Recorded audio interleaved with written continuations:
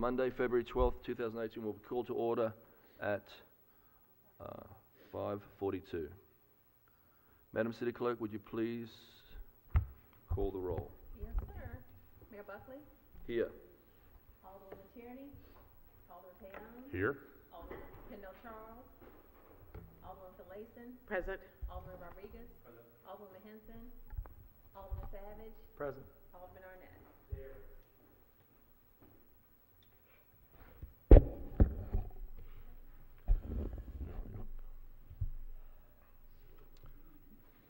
Mr. City Attorney, please present the first item on the agenda. Mr. Mayor, first item on the agenda is a business and miscellaneous item ID 38-18, a proposed closed session in accordance with annotated Code of Maryland, General Provisions, Article 3-305B7. Disclosure of the topics to be discussed for each citation are to review current litigation in which the city is a party and to obtain legal advice. I ask at this time, I would entertain a motion to move pursuant to a annotated Code of Maryland General Provision Article 3-305B7 into closed session. Move to go into closed session. Second, thank you. Roll call for closed session. Roll call for closed session. Mayor Buckley? Here. Alderman Payon? Aye. Alderman Finlayson? Aye. Alderman Rodriguez? Aye. Alderman Savage? Aye. Alderman Arnett? Motion passes. At this time, would any member of the general public please leave? Oh, we're good on that.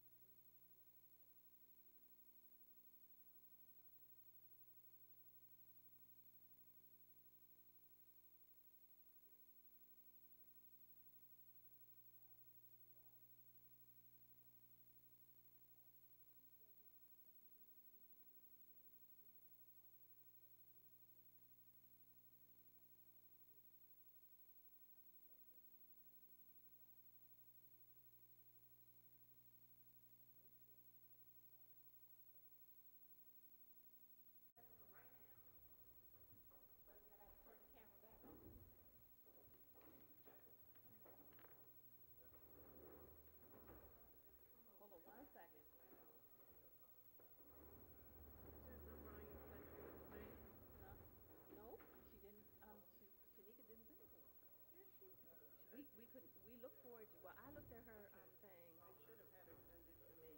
Let me double check. Maybe it's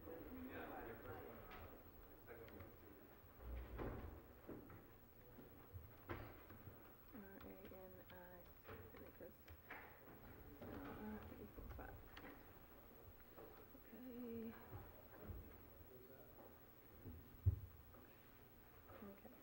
You are now back in your special meeting. If you want to adjourn, yes, sir. Sir? You can say you're now back in your special meeting. Okay, that's all I said.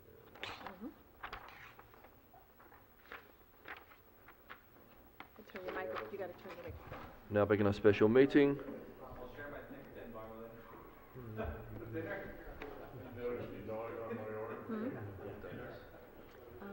Yeah, but they said they want to talk about something, and so you can tell them you're back in closed session. Is there any, you could say, is there anything else for the good of the order, and then do this, and this, and that.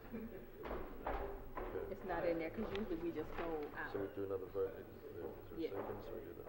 Yeah, if you would like to adjourn. Because you're in the special meeting now, you just exited the closed. Yeah, it's complete. It's okay. Ron, just here.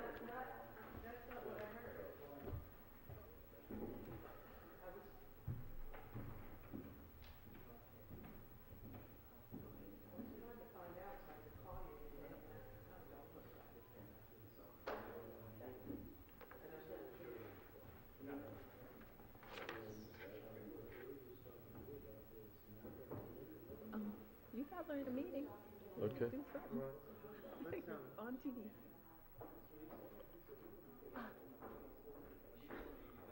Thank you, Carrie. Okay, so we're now back in special session. There being no other items on the agenda, I will entertain a motion to adjourn the special meeting. Is there a second? Second. Mr. Mayor, can I not ask the question about I the, think I've got to get us back in here, right? Yeah. You don't want to adjourn, you don't have to. You can, it's your question. So we still in a special session? Yes. Yes. we're not in closed session, but we're still in No, special you're in session? an open special meeting right now, till Okay. you adjourn this. Thank you. So, Ross had talked, I sort of haven't been in the mix, so Ross, tell me what. So, Jody called me this afternoon. He's very worried about this potential property tax liability. who called you? I'm sorry. Jody Danick. Jody, okay. I have to open the doors. Let the press, let the public. And he wanted us to withdraw the ordinance from the agenda tonight and ask that we have another meeting of the joint committee to discuss things. And he was throwing out things like not getting rent abatement in order to get some kind of sharing. He also wanted some kind of commitment on our part, which I'm more than happy to do, to fight the market house becoming subject to property tax, which, and I think Rob has some very good language that, I don't know if it's enough for him, but basically, I don't want it taxed, and so, but anyway, and I had suggested, we had talked about maybe doing second reader to adopt the lease and then not have third reader. I know, Sheila, you want another public hearing, so I was saying, well, that could dovetail with what... Yeah. Is his microphone up your mic? Yes, it is. I'm just trying not to use it.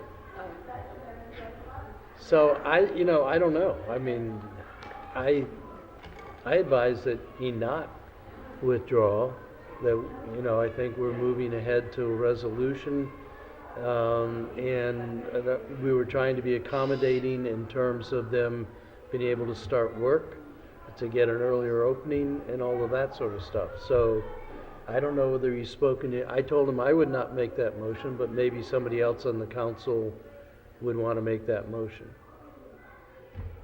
That's where it stands. Could someone please close the door? What are all those kids? Art show downstairs. We're still in session. Oh, are we? Oh, yeah. There's a few Yeah, we changes haven't in our adjourned. kids, the ones that did before. It's just that it's open. Benjamin Franklin, and then they're all photography students, and they've got a whole photography Okay, show in there. that's fine with me. So having your Well- own picture is I great. think it's, Mr. Mayor, is there a motion to postpone it? I mean, we need to, that would have to be made, oh, yeah. At the, when we're taking up the agenda, there would be a motion to amend the agenda to remove it from the agenda. Now, I told Jody I would not do that, but if somebody else wanted to do that, that could be done. Otherwise, if it stays on the agenda, we would move into second reader. There would be a motion to amend the agenda to add the current lease, which also has some amendments to it. And at that point, if someone feels like this is a big change and we should have a public hearing before taking the final vote, we can have debate on that motion and that debate. And then either postpone third reader or not. Either way, that's action for the regular meeting. Correct. All right.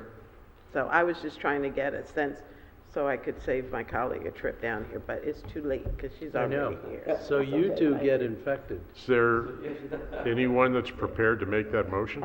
However, I'm not. To me, I'm a vote for yes, with the way the lease is now, with these couple of tweaks. I feel that I bent over backwards to be accommodating. I think that as a landlord and tenant, we can always engage in discussions as things go along. I don't think that's ever precluded, is it, Gary? But if they haven't agreed to the lease as it is, and apparently they haven't, what are we going forward on? I mean, the lease Well, doesn't we get are- voted on until everybody, the parties agree to it. We are the landlord, and we offer a lease for our property. It's always appropriate for a tenant to say, would you be willing to change this? But we offer the lease, and I think from the joint committee work, we have a lease that we're ready to offer. They never have to accept the lease, and I think a tenant is always can approach a landlord and say, would you consider thus and such at any time? And I think we would be amenable to that. This is not an adversarial relationship, but, So if they come in and they say, we don't agree to this, then we go back to discussions. well, or we go to a commercial realtor and have them find another tenant. Well, can I just intervene for a minute? Gina just brought this to my attention, that it's already 10 of 7. We're going to have to get out of the special session and get ready for the regular session, at which time, you can debate this when there's a motion, assuming there's a motion to amend the agenda. I think you can debate it at that time. Right, in the regular meeting. Yeah. So If let's get there's- into I the, don't know if anybody's gonna move that. I don't know either, but I think that the proper time to do it would be at the regular meeting, and let's get out of the special meeting right now, because it was really the only purpose of for the special meeting was to get through the closed meeting. And I think the proper time to do it is when the motion, if a motion is made. Fred's already made a motion 3 times. I move that we adjourn. Second. Is there a vote? Yeah. All those in favour of the motion to adjourn, please say aye. Aye. Roll call.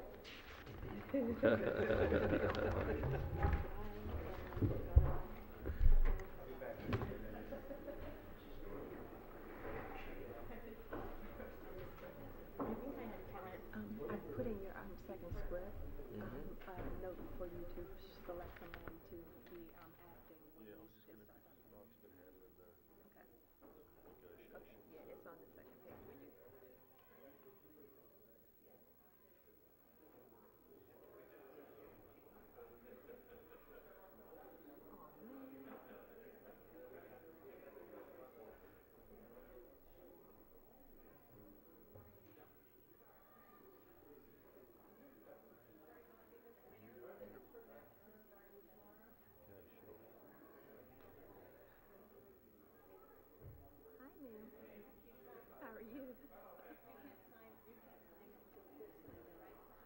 sign it after the mayor, but I need, to put a seal on it so I get it to take it downstairs.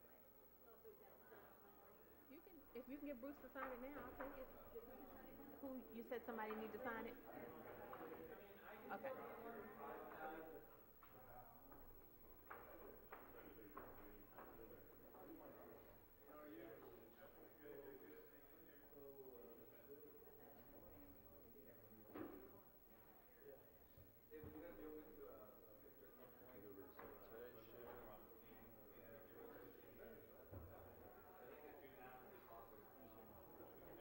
Huh? She will what? She going to Starbucks? Oh. Oh, thank you. Thank you. An amendment to the market, to the market health stuff. He's asking to just not be added to the lease.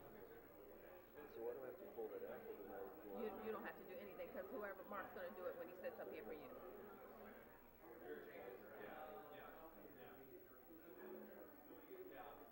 Oh.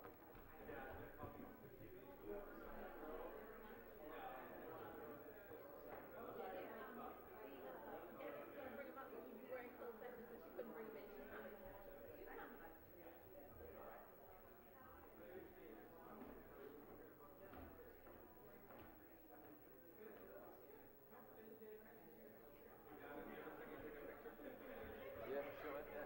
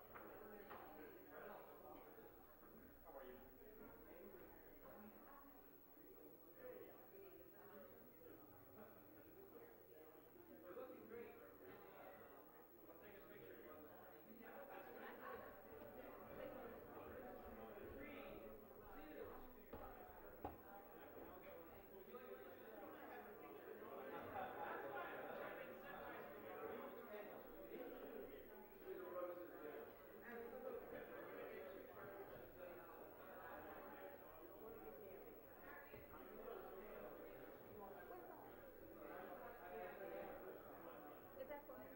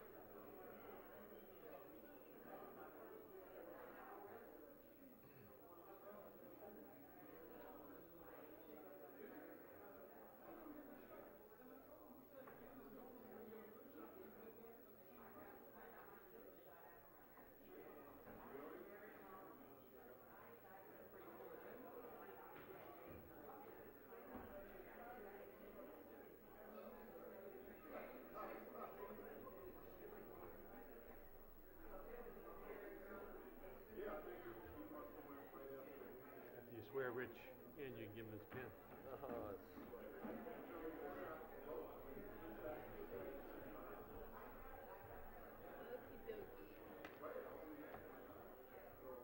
In your script, on the front page, make one minor change. Mr. Harris, Mrs. Harris's husband is here, Mrs. Harris's secretary. Okay, Mr. Harris, yeah. reading the citation or is Mr. Imes reading the citation? Said if you didn't mind, he'd like to I'd like read to, it. yeah. Mr. Harris is here for accept it for Mrs. Harris. And this is it. And I'm going to go to the table with them? Yep. Give them this? Great. Yep. Okay, And great. and when Where you do am I? Mr. Melnick, Yeah. okay, when you read Mr. Melnick, we're gonna have him come to the table and talk with Tom, and then after a while, and they do the vote, and then you're gonna go to the table and administer the oath of office to him. Yeah. David Imes. And then, and then Melnick, we're going to go there. You're going to do what you did before. You're going to hold the book up and I'm going to read it. Yep. Absolutely, and I have it all ready for you. Thank you so He much. just takes the oath of office. So much. Yeah. And he takes the oath of office, and then he's a worker bee. He's your All right. employee, okay? So we're good. And I think that's the only little thing in this. Then when do I do my Huh? my comments to? General public. But if you want to say When something do to I Richard speak? Melnick, you can say it Yeah, I've got anytime you something want. in my comments when I just say that. So Yeah. when does that happen? Sorry. Oh, it's before all this. Yeah. It is like, oh no, maybe it is after. It's after. Reports, by the general public, and comments by the mayor. Maybe it is back here. Oh no. Hold on. I can't see either. Let's see. Standards. Move to approve the agenda.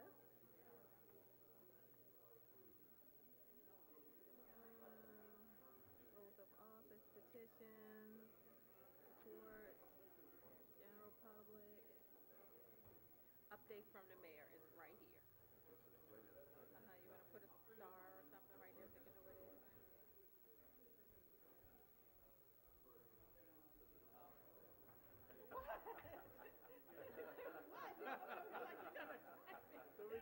I thought they had a Gatorade bucket. We're on a mission.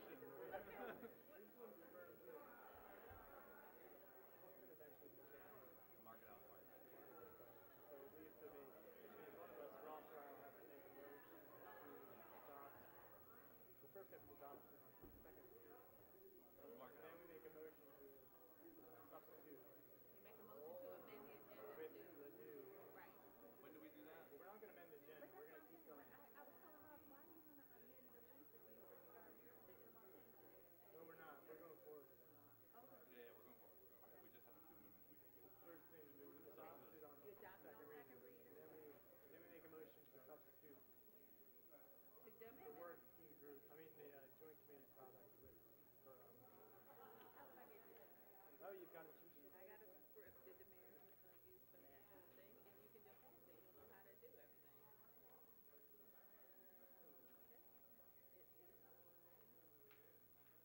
It is 05. This is where 05 starts on this page. See? And if you look here, this is what's going to happen. He's going to say he's going to leave. He's going to mark. He's going to take his place. And then Gary's going to read this about 05. And this is where the amendments come in and talk about it. There's a Barnett Rodriguez, there's a no Charles, and then there's an amendment that we need somebody to make to change in the whole ordinance, Market House LLC to New Market House. So do we do this one first? You just gotta get all three of them done. got it. And then you need a motion, right, and then you need a motion to accept the lease. Then there'll be mine will be. Right. And see, and then after you do that, then we're gonna need a motion to amend 0518 on second reading. These are the amendments up top. These are the amendments that you're gonna First you have amend. to substitute though. No. It's already on. Okay, listen. You have to adopt on second reading. Well, which list is on there? Is it the one that was on the joint committee? The one that was on first reader. The very first one. Yeah, so we need to substitute Anything it. with it. Right. So We you, have to substitute first. yes. Yes. So when do we do that? Substitute first. Make that your first amendment. Okay. These are all the amendments you need to do, but you skip this. This is just a list for the mayor of the amendments that need to be adopted. So first amendment is to So it's substitute. actually this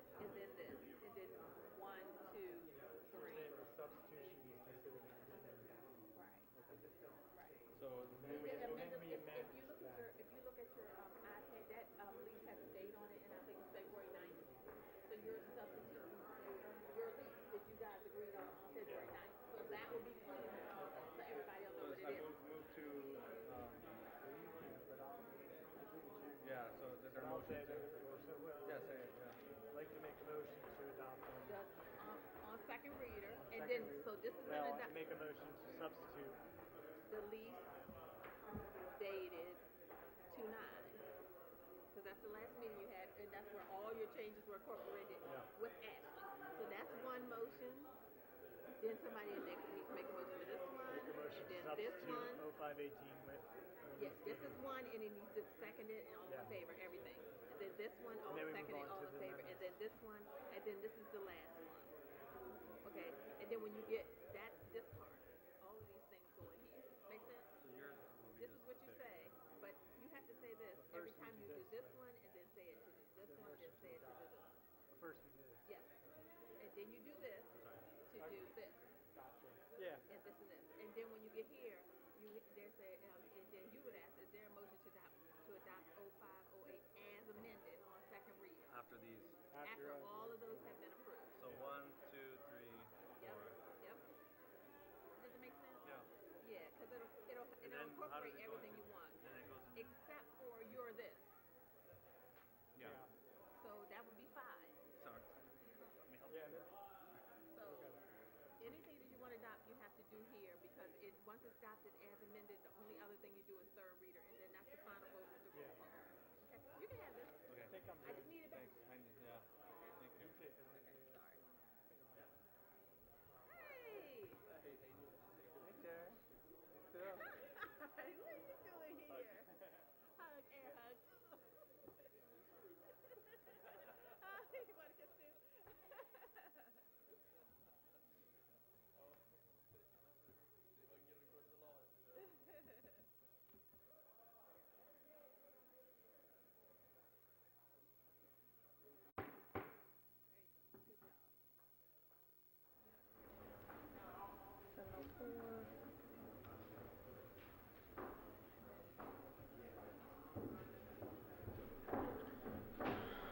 The regular meeting of Annapolis City Council on Monday, February 12th, 2018 will be called to order at 7:03.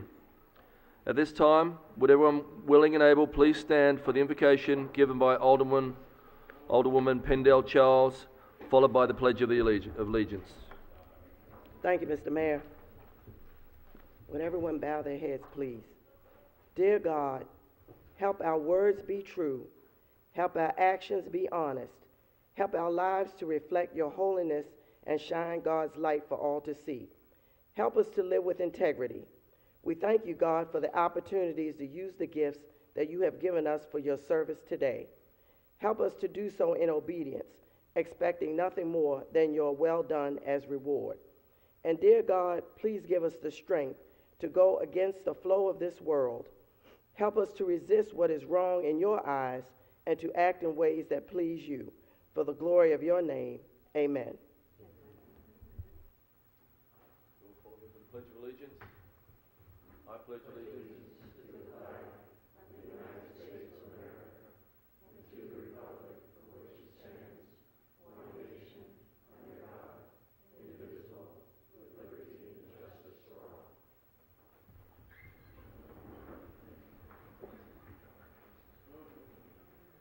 Madam City Clerk, would you please call the roll? Yes, sir. Mayor Buckley, Here. Alderwoman Tierney. Here. Alderman Payon, Here. Alderwoman Pendell Charles, Here. Alderwoman Finlayson, Present. Alderman Rodriguez, Present. Alderwoman Henson, Alderman Savage, Present. Alderman Arnett. Present. Welcome. Mr. City Attorney, please present the first item on the agenda. Thank you. Good evening, Mr. Mayor. The first item on the agenda is the approval of the agenda by the council. At this time, I would like to entertain a motion to approve the agenda as amended to remove O-8-18 adequate public facilities - adequate public school facilities standards on first reader. Who's, I didn't check. Yeah. we're entertaining, He's asking that the agenda be approved with your request to remove 0818 from the agenda? Or from the consent calendar. It's adequate public facility? 0818. That's on the agenda to be removed today. Rob asked, what Was the it, email? was that you, Rob? Mr. Mayor, We'll prove it as, I was asking that it be removed from the consent calendar. Second. All those in favour say aye. From the consent calendar? Removed from the consent calendar, yes. We're gonna vote on that later. Huh? It's okay. yeah, no vote. So So it goes thanks on for the bearing with us. Okay. Mr. Mayor, the reason being, I'm employed by Anne Arundel County Public Schools, and I normally recuse myself from these matters that concern the school system. Okay. Just go to the next one. Mr. City Attorney, please present the next item on the agenda. Do we vote to approve the agenda?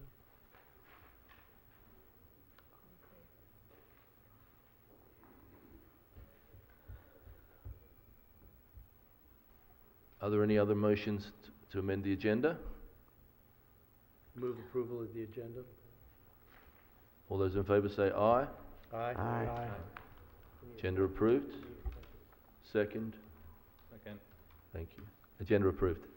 I like the new rules.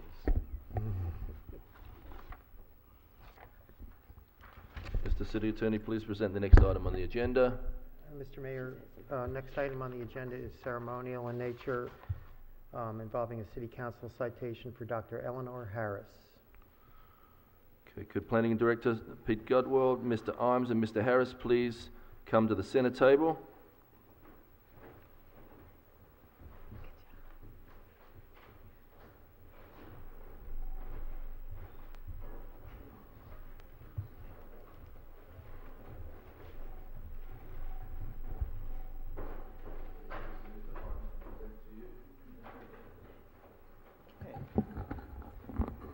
All right. Thank you for coming, Mr. Harris. On behalf of the citizens of the City of Annapolis, we are pleased to confer upon, well, Eleanor Harris, not you, this City Council citation in recognition of her 19 years of service to the City of Annapolis Planning Commission. The Council applauds Ms. Harris as a longstanding member from June 1998 through September 2017. The City of Annapolis benefited greatly from her in-depth knowledge of historical reference. We commend her relationship and request and respect from the educational community and ability to impact these and many other professional attributes into her commissioner duties. Her work has provided immeasurable value to the city for years to come. We wish her the greatest success in the future and greatly appreciate, more than any recognition can convey, her contribution of time, dedication, and guidance. Given under our hands and the Great Seal of the City of Annapolis on this 12th day of February 2018. Ms. Harris, or Dr. Harris, really embodied what a commissioner has been to the city. She is a voice of the people, and we really respect everything she has brought to our commission. So I think, Pete, you have some token? Yep. So, on behalf of the Planning Commission and the Department of Planning and Zoning, we want to offer this gift of appreciation on this globe because of her worldly knowledge. Coming to the city and to the Planning Commission is inscripted her name with the years of service. So, thank you.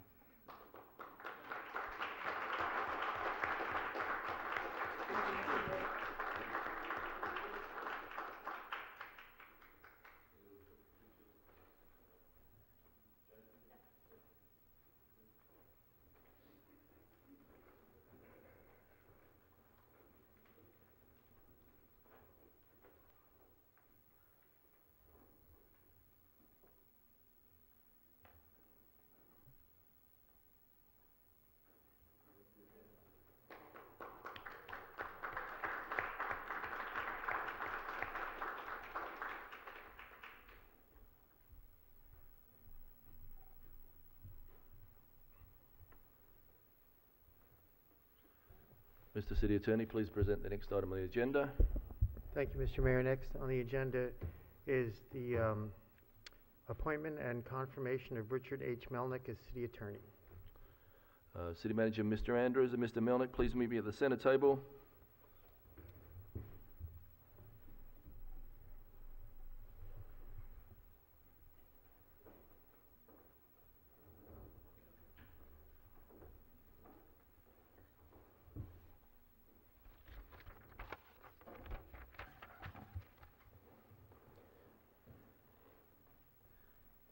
Good evening, Mayor Buckley and the aldermen and alderwomen of the Annapolis City Council. I'm honored to come before you this evening for your consideration and confirmation regarding the position of city attorney for the great city of Annapolis. After speaking with each of you prior to this session regarding the issues facing the city, I'm determined and excited to utilize and build upon my 32 years of experience as an attorney in leading the city's office of law. In doing so, I plan to provide the mayor and city council with outstanding legal representation and advice. During the past 30 years, I've handled hundreds of cases which involved just about every issue addressed by a government office of law while I was with the Montgomery County Office of the County Attorney. As noted on my resume, I have successful experience in a wide range of substantive areas of the law. For 14 years, I litigated all types of matters for the county and other members of the county's self-insurance fund regarding common law, statutory, and constitutional torts, as well as other types of complex litigation. Then, for 15 years, I led the office's procurement, contract, and commercial law unit, during which time I drafted and negotiated hundreds of high-dollar value contracts and leases for goods, services, and construction, including technology, software development, and licensing agreements. And I did this for more than 60 agencies. I also developed procurement laws, regulations, processes, and policies, provided legal advice, and litigated solicitation protests and contract disputes. Further, I represented the county's contract review committee in addressing extraordinary contract actions and issues for the chief administrative officer of the county. I've handled numerous matters before the county's Board of Appeals and Circuit Court and in the Court of Special Appeals involving appeals from environmental, settlement control, stormwater management, building code, and zoning law, notices and violations.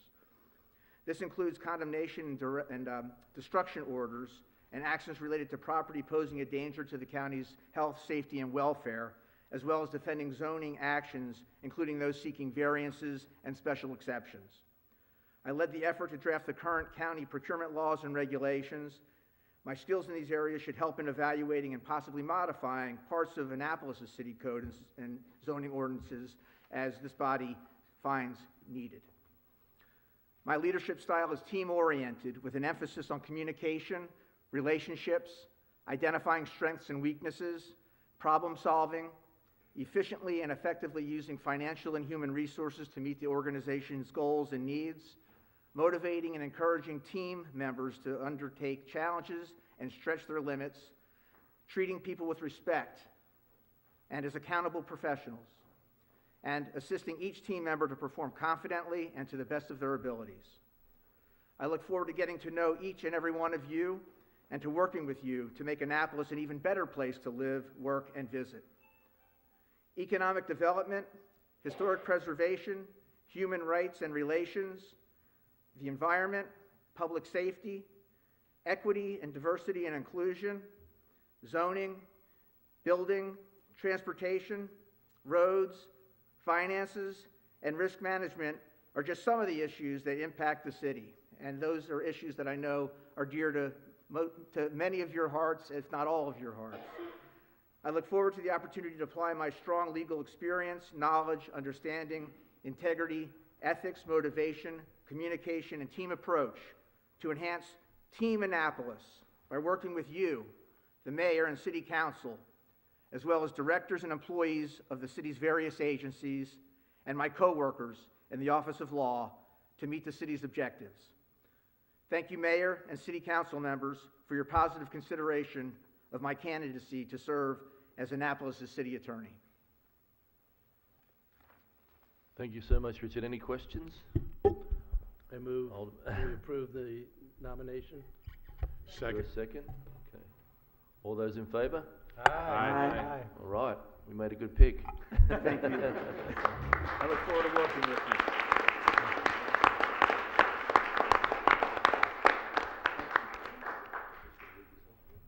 Now get to work.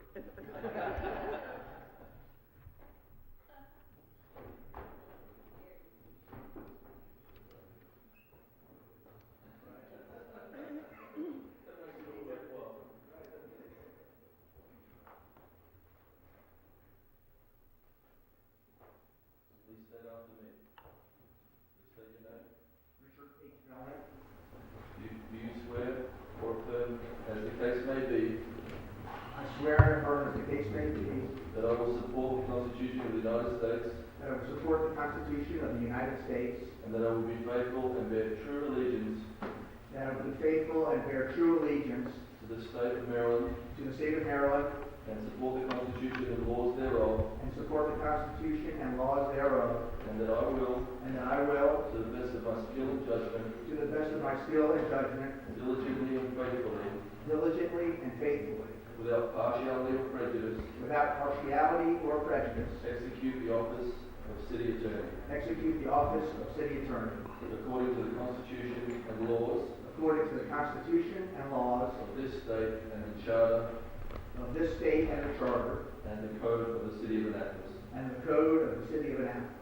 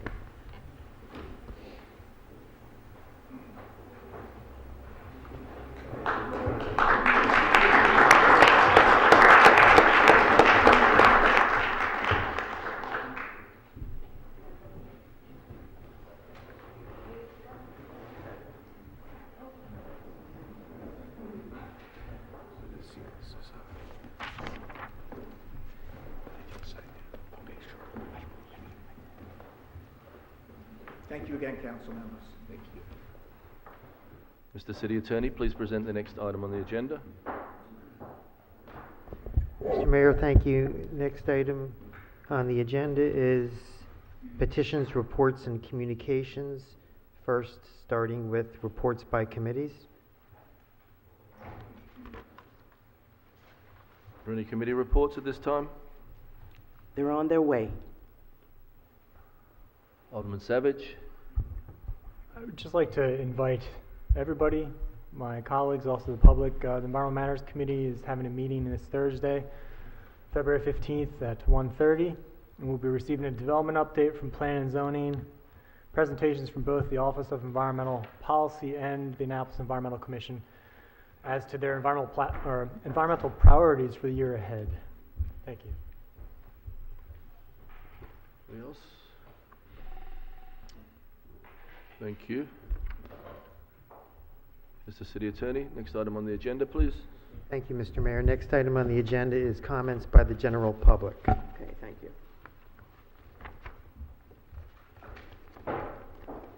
Mr. Mayor, I think I have a report on public safety. Oh. Is that okay? Yeah. Alderman Pindell. Yes, the date of our last meeting was February the 5th at 6 p.m. The business before the committee was ID 1618, 2018 Annual Goals and Safe Station Update. Fire Chief Stokes was present and answered questions from the committee. Chairwoman Pindell Charles suggested that Fire Chief Stokes review the ADA guidelines with Public Engagement and Community Relations Specialist Rao. Fire Chief Stokes would like to examine the possibility of modifying Section 17 of the city's code regarding vacant structures. Current status, this informational item was presented. ID 2818, update status of the Hazard Mitigation Plan after City Council resolution. Deputy Director of Office of Emergency Management, Mandel, and Office of Emergency Management Exercise Coordinator, Thomas, were both present and stated that the plan is still under review with FEMA. Current status, this informational item was presented as well. ID 2918, outreach projects, holiday walking tour, character counts, joint media projects with the Fire Marshal's Office. Deputy Director of Office of Emergency Management Mandel and Office of Emergency Management Exercise Coordinator Thomas were both present and gave an overview of the outreach projects. Current status, this informational item was presented as well. Update, Annapolis Police Department, which was not on the agenda, however, Police Chief Baker was present and gave a brief overview of the department's latest statistics. The committee would like invites for the DARE program's graduations. This informational item was presented as well. Our next meeting will be held on Monday, March the 5th, 2018 at 6 p.m. Thank you. Thank you, Alderman Finlayson. Yes, just an announcement. The Rules and City Government Committee will be meeting tomorrow at 4 o'clock here in Council Chambers. We'll hear a presentation from Mr. Rowell on the boards and commissions, and we'll be taking up 0118, public ethics and financial disclosure. Thank you. Wednesday. I'm told it's Wednesday and not Tuesday. Look, check on the website. Thank you. Thank you. Okay, back to comments by the general public. During the comments by the general public, the public may speak on any item not scheduled for public hearing tonight. Legislation scheduled for public hearing is O-3-18, abandoned vehicles, and O-4-18, plumbing code updates and amendments. Thank you. First speaker is Robert Eads.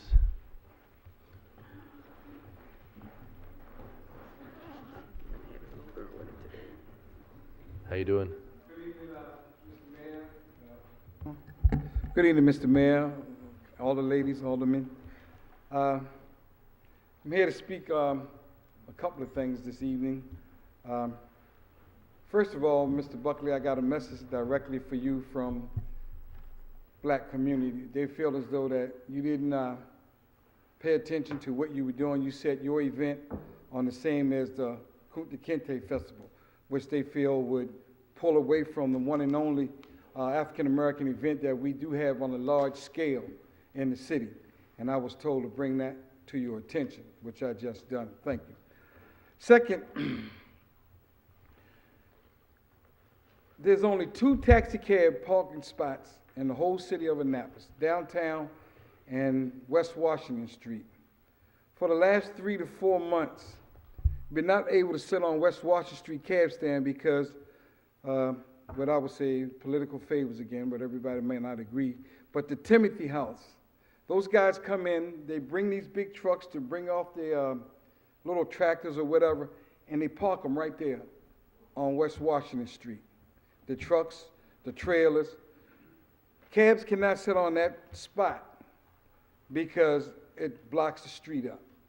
It's unfair for them to get their work in and we're not to get our daily work in. And so we're wondering why is it that all of a sudden the meter maids or meter whoever stop coming around giving out tickets. That's the second thing. And the third thing is we've been arguing this issue since they started building on the new Oldbury Court, College Creek Terrace, is parking. It's parking. The homeowners on Pleasant Street, we don't mind paying for our stickers and everything because that gives us a privilege to park near our house or on the street where our homes are, not have to park 2 blocks away and walk, because the people over in Oldbury Court, College Creek Terrace side, they built those places with 5 parking spots. I came down here arguing from the time they started building those places. We got older people, sick people, whatever, that want to park in front of their houses, that pay their taxes, pay for their permits, but you come home, you can't park. If you park over, if you see a spot over on their turn and you park over it, they tow you away. But it's all right for them to come and park all up and down our streets. No tickets given out, no anything. When I first brought up the argument, they took away 2 parking spots. Now, because the church, who basically uses that, get oil once or twice a month, they need to get up into a little Pleasant Court. They hoop and holler and fuss, and we've been trying to work this out. Now the city has just put up a sign, says no parking on this side of the street in that court, which is taking away 3 more parking spots. It is unfair for the homeowners who pay for their permits not to have a place to come home and park your car. It's just unfair. The city seems to be ignoring this issue. I brought it up, then it just kind of died away. But I'm here back to say again, the people on Pleasant Street, all we're asking for is, you can't park there in the daytime because the people who are working on Timothy House, all these Virginia tags, they take up all the parking spots. Then when they're gone, you come home in the evening and go to park. The people who living over in College Creek Terrace, they got all their cars parked there. You can't even come with your groceries and put them in your house and go in your house because you got to park. There's a city garage on Clay Street. Why can't they be made to park in that garage and let us homeowners have what we pay for, what we don't mind paying for? And I'm asking the city, stop turning your nose up against this issue. It's not going to go away. It's not going to go away. If I got to pack this room with the homeowners, we will do that. But I asked them to let me come down and bring this issue up one more time. And that's all we're just asking for. Thank you. Thank you. So, Robert, we just, on the music festival, we're going to work with the Kunta Kinte Festival to make sure that it works for both groups. If it doesn't work, they will move the date of that event. And then on the parking for the taxi cabs, we could look to, we'll reach out to parking and see if we can get a temporary spot for you in front of Timothy House while the construction is going on, if that works. Well, and then you don't have to get a temporary spot for us if you just tell them they can't park on the middle of the street. When you turn off of West Street on the West Washington Street, they got their trucks, their trailers, and everything sitting right there. If you just tell them you got to let your tractors or your backhoes off and move your truck somewhere else, that's all that is. And besides why I'm saying that, the last administration, for you, all the persons who were there, remember, we were promised that we would get more parking spots than just 2 spots. There's, 200 licensed cabs in the city of Annapolis with 2 parking spots that only allow 2 cabs on each spot. That's unfair to us. You know, the Uber comes in and takes all the bit. Well, I'm not going to go there yet. That's another argument. But it's unfair that we only got 2 parking spots and then we're taking away from there. Absolutely. We'll definitely look into it now. And so, Alderman Payon? Thank you, Mr. Mayor. Robert, is the church using those spots to park there themselves, or is it only for when the oil truck comes in? The church wants to say whenever they deliver the oil, the truck need to be able to get in there. But Right. That's not a hard problem, because if you order an oil, you know what day your oil man coming on. Have the city put up from 8 to whatever time, and they don't have to park there. Look, you're preaching to the choir. I agree with you. You know, it's just like 365 days out of the year, and in the summertime they may use that back 2 or 3 times at the most. But I wanted to see if there were employees at the church that were... No. Okay, they're not parking there either. No.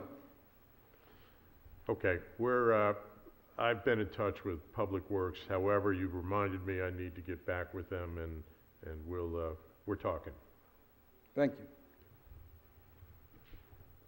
Thanks, Robert. Thank you. Next speaker is Dewante Ward.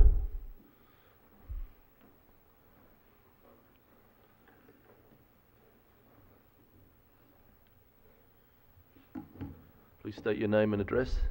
My name is Deontay Ward, address 705B, Newtown Drive, Annapolis, Maryland. And I would first like to open by saying thank you for allowing the youth program to be able to put their photos downstairs along with the mayor. And I speak on the behalf of them too, so if you don't mind, I'll probably go over the 3 minutes, but it's a good purpose.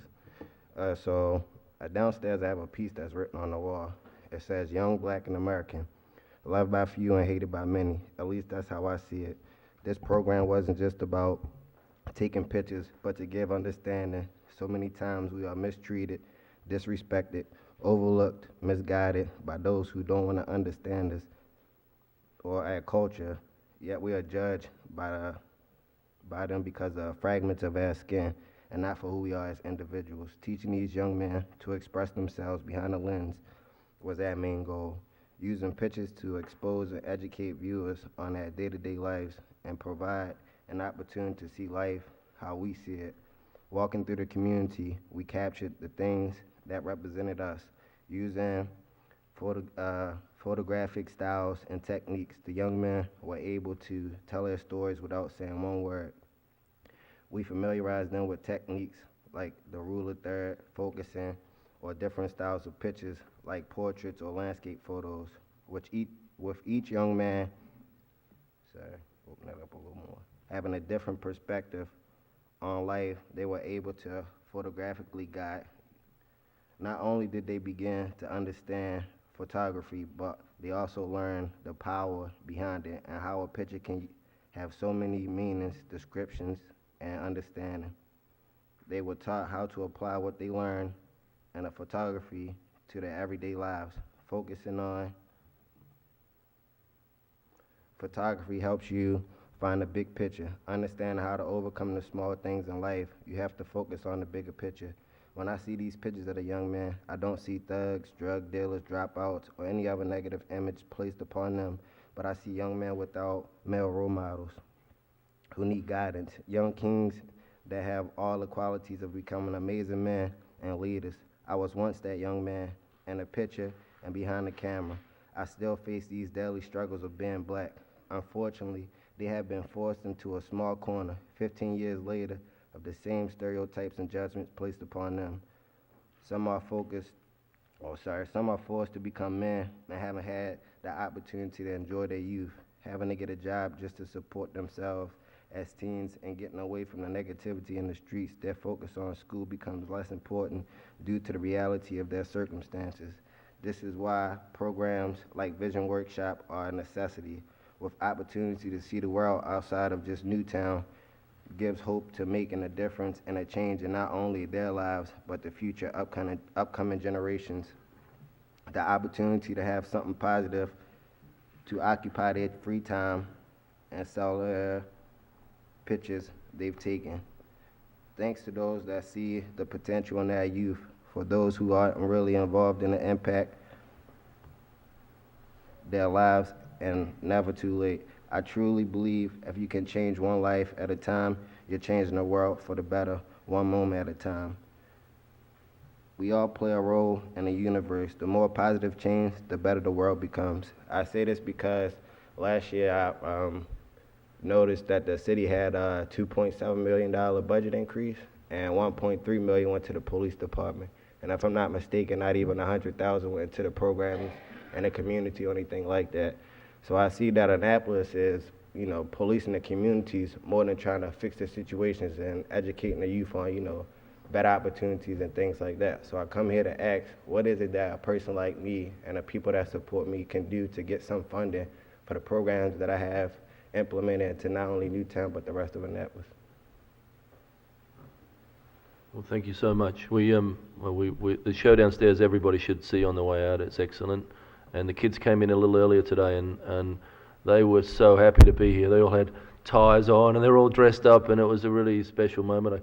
They got to sit in the mayor's chair. And look, I'm all about young people. We're all about young people. It's the future, and we got 4 times as many young people out in this last election. So you're being heard, and we're gonna help. By saying you're gonna help, what do you mean exactly? Right now? Because I've heard that before, and I just want specifications. So. We're gonna make sure we invest in youth programs. Thank you. Alderman Tierney, Hi. Lots of people would like to talk to you. Yeah, hi, how are you? I know that your speech will be on the record, but it was quite magnificent. Is there a way we could get a copy of that speech? Yes, ma'am. It's downstairs, and I can bring some paper copies as well. Thank you so much. No problem. Alderman Finlayson? Yes, thank you. Is it Ward? Yes, ma'am. Mr. Ward, I saw the beginnings of your artwork last summer, Yes, ma'am. at one of the events, and I am thrilled at how it's grown so much so far. We have a Recreation and Parks Department, and within that department, they do any number of educational programs. So maybe we can look to Mr. Trader to see how we can come up with a program that will expand what you're already doing. This evening, we didn't have the benefit of coming down to the exhibit because we were in a closed meeting up here, but it sounded like you guys were having a great time. But I invite my colleagues and everyone else to take some time and check out the exhibit. It'll be up for the next month, I believe.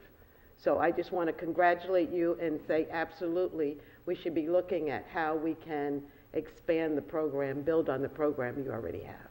Yes, ma'am. Thank you. Alderwoman Pendel. Yes, thank you, Mr. Mayor. When Miss Allison approached me last summer, I guess it was around June or July, that she wanted to proceed with this program, I thought it was an excellent program.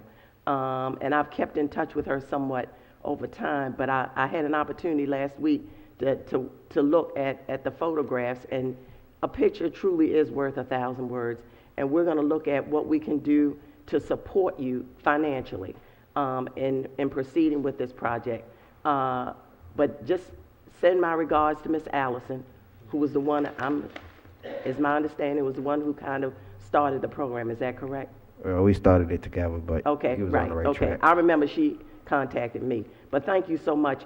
It's a great opportunity. Sometimes we miss out on photography, but that's what you all have done brings us back to how it really, really makes a huge difference.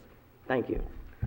Mr. Mayor, could we ask the students that are in the hall who have artwork down to please stand up and be recognized?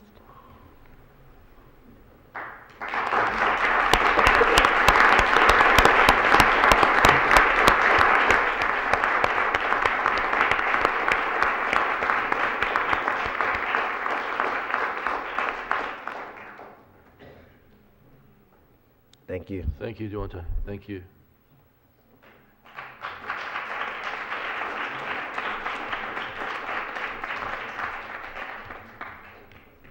If there was anyone else present who would like to speak, please come forward. State your name. Well, I just had a question. Is there going to be public comment on the lease?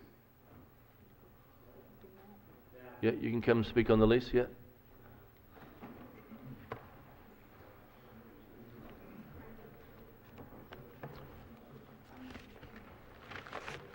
Please state your name and address for the record. My name is Fade Storm. I have an ice cream store at 130 Dock Street in Annapolis that I've had for 43 years. Finally saw a copy of the lease yesterday, right before I guess we're going to vote on it tonight, and I have some very real concerns that I'd like to express. One to start out with is the actual rent. When I calculated it, turns into about $18 a foot. The point that I'd like to make is that if you go get self-storage here in Annapolis, or you were to rent warehouse space, you would, the self-storage would be a little over $17 a square foot, and the warehouse space would be anywhere from $11 to $20 a square foot. So the question that obviously begs an answer is that why would we look at this piece of property and put it on par with warehouse and self-storage units? It appears to me that it's a very prime piece of real estate. If you look at standard rates now, historically over the last 2 decades, they've been between $40 and $60 a square foot per annum. And currently they're running between $50 and $55. If you take that low figure times the square footage there, this is kind of a discounted rent below the $50 a square foot at about $170,000 a year. Over a 25-year period of time for that lease, that translates into over $4.25 million that I think belong to the Annapolis taxpayer. The rent abatement concerns me considerably. I've signed leases my whole life, and in fact I represent people that do leases.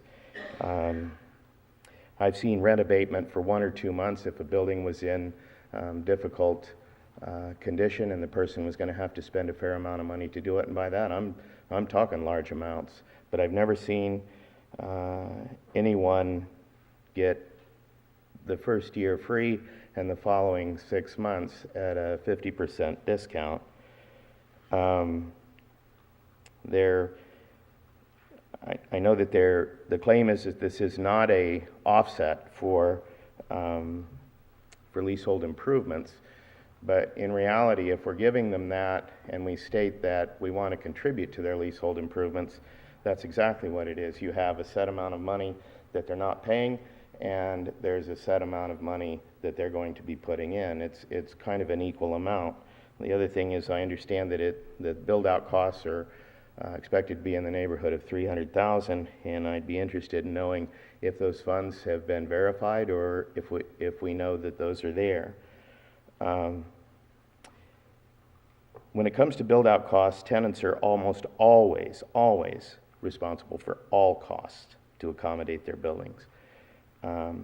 I've paid rent and leasehold improvements my whole life since I was 18 years old, and I opened a business here in Annapolis years ago, and I paid rent. It took over a year to get all the permits and to get the build-out done and everything, and I paid rent the whole time, as well as paying for all the fees for the permits. This is standard. The other thing that alarms me is I don't see anything in here that calls for creditworthiness or financial strength. LLCs are notorious for shielding the participants of the LLC, but certainly not the city and the taxpayers. LLCs tend to shield assets from recovery in the event of failure, and I see this as a huge risk for the city. I can assure you that no bank would ever loan, nor would a commercial lender ever loan to an LLC, especially a brand new LLC, without personal guarantees, without that. And that brings us to creditworthiness and financial strength. Every lease that I've signed, every mortgage that I've signed, even though I have been in business since I was 18 years old, I have still always had to sign for those personally. I have had to provide balance sheets, income statements, personal and business income tax returns, letters of credit, proof of adequate funds, as well as a criminal background check. And I think in the past that some or all of them have been required for the city. They seem mysteriously absent. One of the other things that troubles me, and there are quite a few that I won't cover tonight for the lack of time, but one is the sublet, and it appears to me that the lease allows Newmarket to sublet to anyone. So that difference of $18 a foot that they will be paying, I don't see anything in the lease that keeps them from renting a space to somebody for $60 a square foot or $50 a square foot, which is the going rate. Thank you for your time. Thank you, Sven. Sven? Oh, I'm sorry. Alderwoman Pindell? Thank you, Charles? Mr. Mayor. Mr. Storm, Yes, ma'am. have you had an opportunity to share your views with other surrounding businesses? Yes, ma'am, I have. There's a lot of people that are very concerned, and we're planning on pursuing some things. They're worried about showing up. Through the years, I've never worried about showing up, but once in a while, people are put at risk. There's a lot of negative comments that are made. They're worried about harming their business. Certainly, I do care about my business. I care about the young people that work for me and with me, but at the same time, you know how people can be awfully aggressive on social media and that sort of thing, and I expect it'll be coming. But that's why a lot of them don't come. They fear retribution, and there have been instances in the past through the city where certain things have happened. I don't think that that's commonplace, but I think it's a fear, which is probably why you're not going to see a lot of the people here. But we have been having meetings. Yes, ma'am. Thank you. Alderman Pound? Have you had the opportunity to review the completed lease?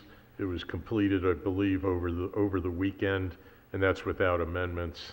I did my best. It came in fairly late, and I flew in from Chicago, and I'll tell you what, if I had seen an RFP say that they were gonna rent the market house for 18 bucks a foot, I'd have been there with bells on. You think most people, most of your colleagues downtown have had the opportunity to review something that was just came in over the weekend? Oh, absolutely not. There's no way that anybody could. I've been aware of it, and I've been keeping track of it for a lot of people, and so that's why I was staying on top of it and waiting with bated breath to see what would come in. And I didn't get in. I was reviewing it on the plane coming in from Chicago last night at 1:30 in the morning, so I haven't had a whole lot of sleep. I'm reasonably coherent, but we'll see how long that lasts today. But you bet. Thank you very much. Thank you, Sven. Thank you. You bet.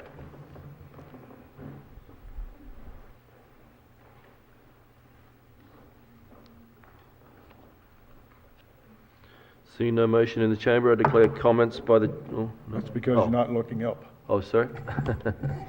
Please state your name. My name is Bob Schwartzberg.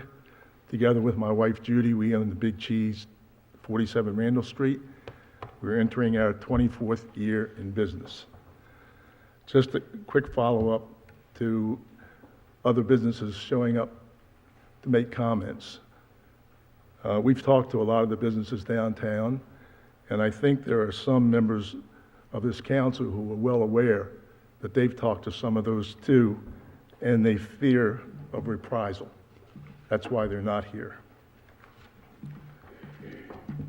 We were in the Market House in 1994 until 2004, at which time the current administration took it upon themselves to remove all the tenants because they were going to remodel and modernize the Market House. In the year 2000, one of the tenants in the Market House vacated his stall. An RFP was submitted by the city for that space. The city was going to lease 530 square feet. Along with that, they were also going to rent to whomever responded an additional about maybe 40 square feet outside of the building. The monthly rental was $1,532.58 plus $351 a month for Merchants Association fees, which worked out that time to about $42 a square foot. That's in the year 2000.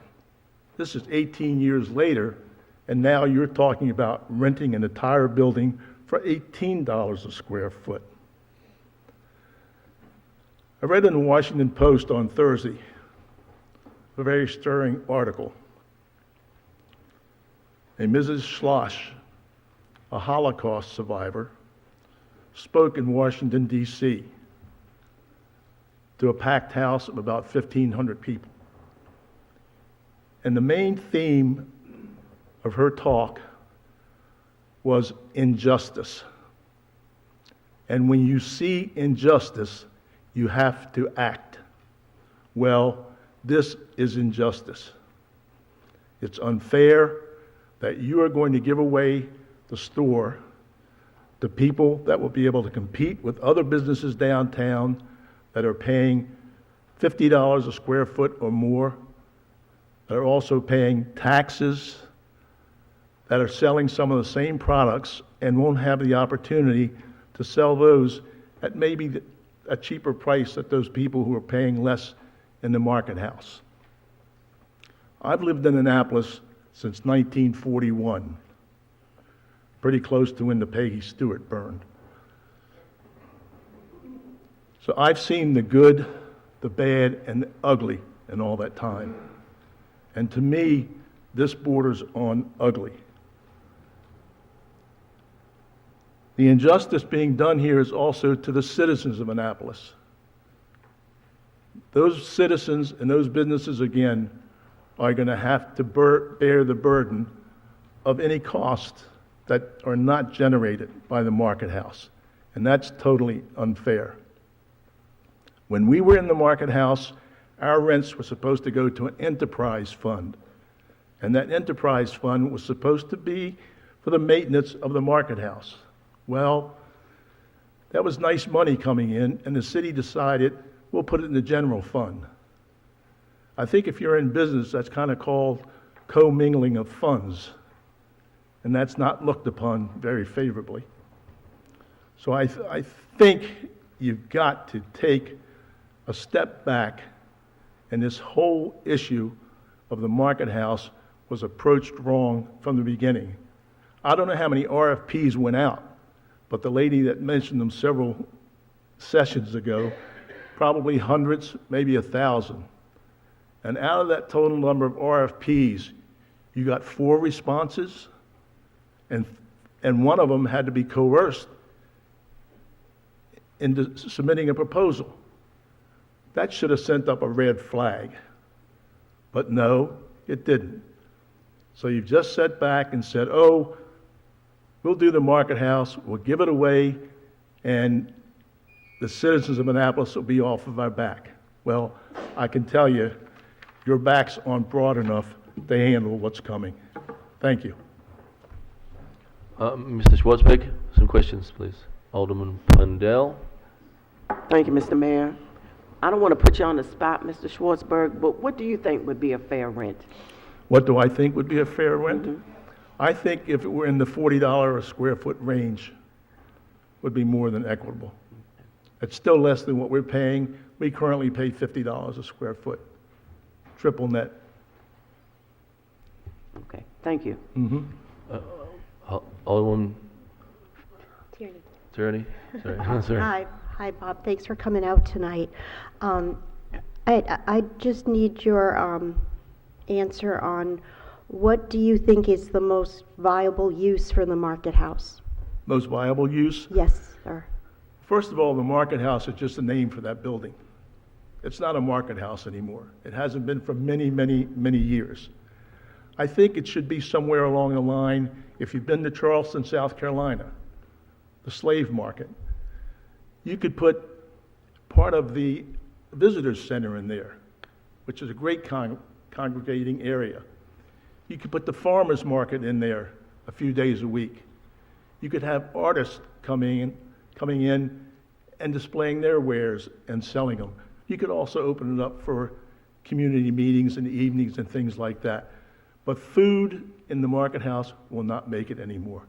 It's not generating or a place where people are coming to Annapolis and say, I'm going to Annapolis to the market house to eat. It just isn't there anymore. You're getting a brand new restaurant at Fawcett's. So, and there'll be another place, I'm sure, going in where Starbucks went out. So there are plenty of places to eat downtown. Downtown Annapolis is demographics is different than West Street. Downtown Main Street is different than Upper Main Street. It's entirely different. And just quickly, when we were ready to leave the market house in 2004, we had a petition. All the vendors in there had a petition. I have them, I still have them. 22,000 people signed that. Annapolis, Anne Arundel County, out of state. They didn't want the market house to change basically the way it was at that time. But it did, and it's just lost forever, unfortunately. Thank you, Mr. Schwartzberg. We all miss the old market house. Thank you.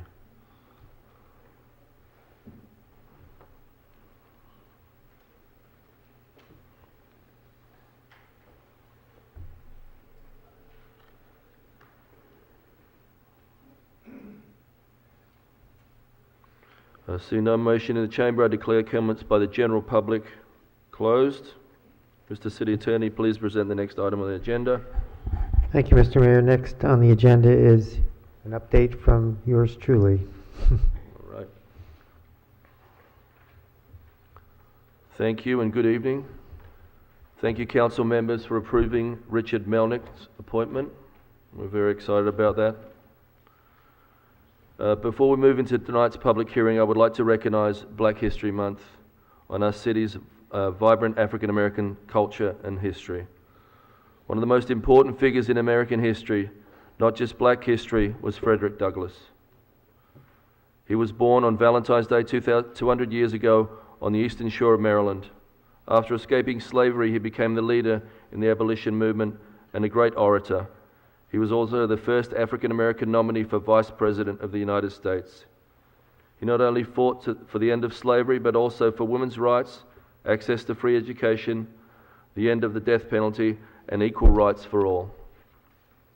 His son, Charles Douglass, founded Highland Beach just outside the city of Annapolis, the first African-American municipality in Maryland. He built a home there for his father, Frederick Douglass, but his father died before he could move to Highland Beach. There are far too many accomplishments by Frederick Douglass to name, but please join me in remembering Maryland's son, Frederick Douglass, on the 200th anniversary of his birth. There are a dozen events occurring around the city celebrating Black History Month. In our churches, community centers, schools, the Bates Legacy Center, and more. I would like to encourage all of our City Council members and others to attend some of these events. One event in particular that I would like to highlight is the debate of Bates Center of Excellence, Memories of Bates Teachers. This documentary details the legacy of 15 former teachers who recount their memories and experiences teaching this secondary school prior to the integration of public schools in our county until the mid-60s. There will be free screening of this film. Please pre-register. It's on February 17th, 18th, the 23rd, and the 24th. You can check out the city's website and Facebook page for information. There is also a flyer on the table at the back of the council chambers. Also, before we begin, I would also just like to say a word about the passing of a beloved person in Annapolis, Eddie McGowan. As a dad, a husband, a member of the Dublin Music 5 group who passed away from ASL just last week. Eddie was a personal friend of mine and my family's. He founded the Annapolis Irish Festival and the world-famous Santa Speedo Run, which I know you guys have all been in, that run down Main Street. His energy and great spirit will be missed by all of us, and a celebration of his life will take place in March, and we'll let you know about that. Thank you so much. Mr. City Attorney, please present the next item on the agenda. Thank you, Mr. Mayor. Next on the agenda is a public hearing. The first one is, this one is Ordinance 0318, Abandoned Vehicles, and it's for the purpose of permitting an authorized agent of the City of Annapolis to exercise limited enforcement authority in the impoundment of abandoned vehicles, establishing a fine for leaving a wrecked or non-operating vehicle on public property, and matters generally relating to the abandonment of vehicles.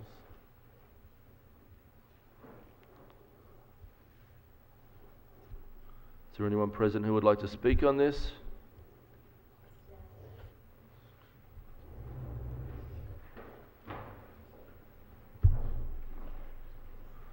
Please state your name and address for the record. Thank you. I'm Heidi Rothenhaus. I live in the Truxton Heights neighborhood. I've been a resident there for 20 years and a resident of the city for 30 years. And I'm here in support of the ordinance because we need to give our parking vendor the authority to act. Our community's main entrance is on Boxwood Road, and it's become clogged with junked vehicles and abandoned vehicles. Several haven't moved for months, others have broken out windows, flat tires, and other obvious defects. And safety is our main concern. We have kids from the Admiral Farragut apartments. There's lots of young children there, toddlers and elementary school kids, who play among the cars while they're waiting for the bus to come. It's a nightmare situation. We have traffic coming in off of Hilltop Road moving quickly. We have a speed there that's supposed to be 30, but people roll along at 40 pretty often. And they come and turn into that corner, and it's become a gauntlet because of the parking congestion and these junk cars.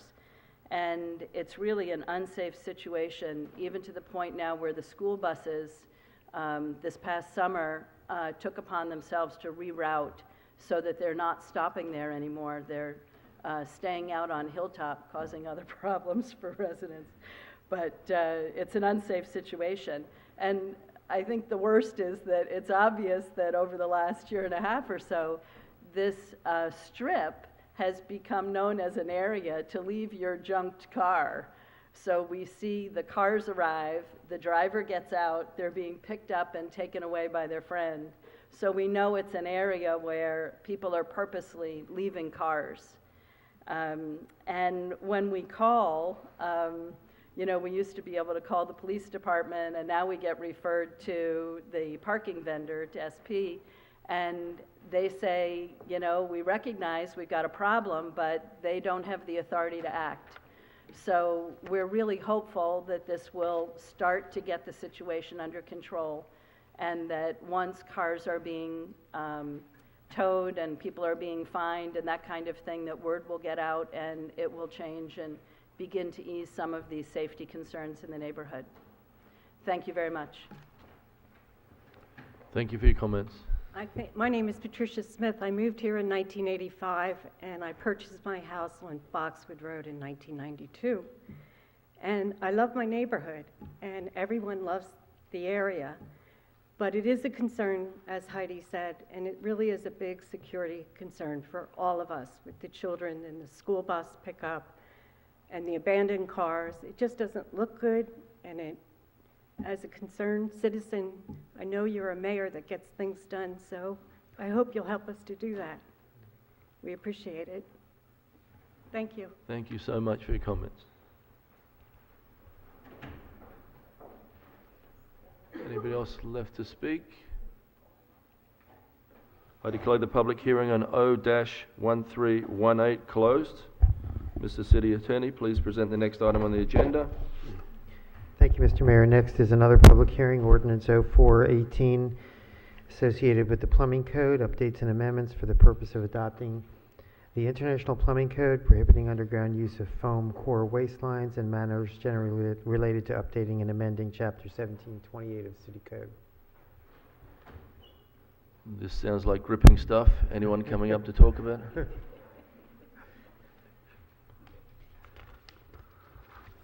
I declare the public hearing on O-4-8 closed.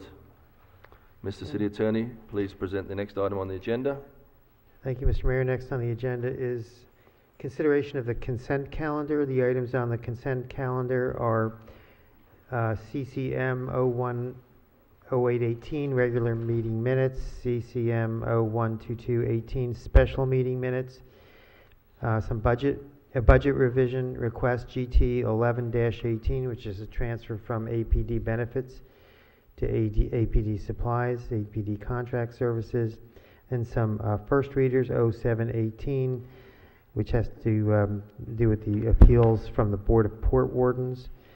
And then I think 0818 has been removed from the consent calendar. Okay. So then R518, opposing oil and gas development off Maryland's shores. R618, itinerant merchant sales in the historic district. R718, city-sponsored special events in fiscal years 2019. And a second reader, two of them, that is R318, prescription drug affordability initiative, and R418, Maryland Clean Energy Jobs initiatives. And some of them need to refer to committees, I believe. Do automatically? Okay, all right. Is there any objection to any of the items on the consent calendar? Hearing no objection, I entertain a motion to approve consent calendar. Is there a second? Second. Second. Madam City Clerk, please call the roll. Yes, sir. Mayor Buckley? Aye. Yes. Alderman Finlayson? Aye. Alderman Rodriguez? Aye. Alderman Savage? Aye. Alderman Arnett? Aye. Alderwoman Tierney? Aye. Alderman Payon? Aye. Alderwoman Pendel Charles? Aye. Mr. Mayor? That brings up something that I know I discussed with at least one of my colleagues. We thought we had established a rule about 6 or 7 years ago about things like this, supporting things that were don't have anything directly to do with the functioning of city government. We called it the Shropshire Rule.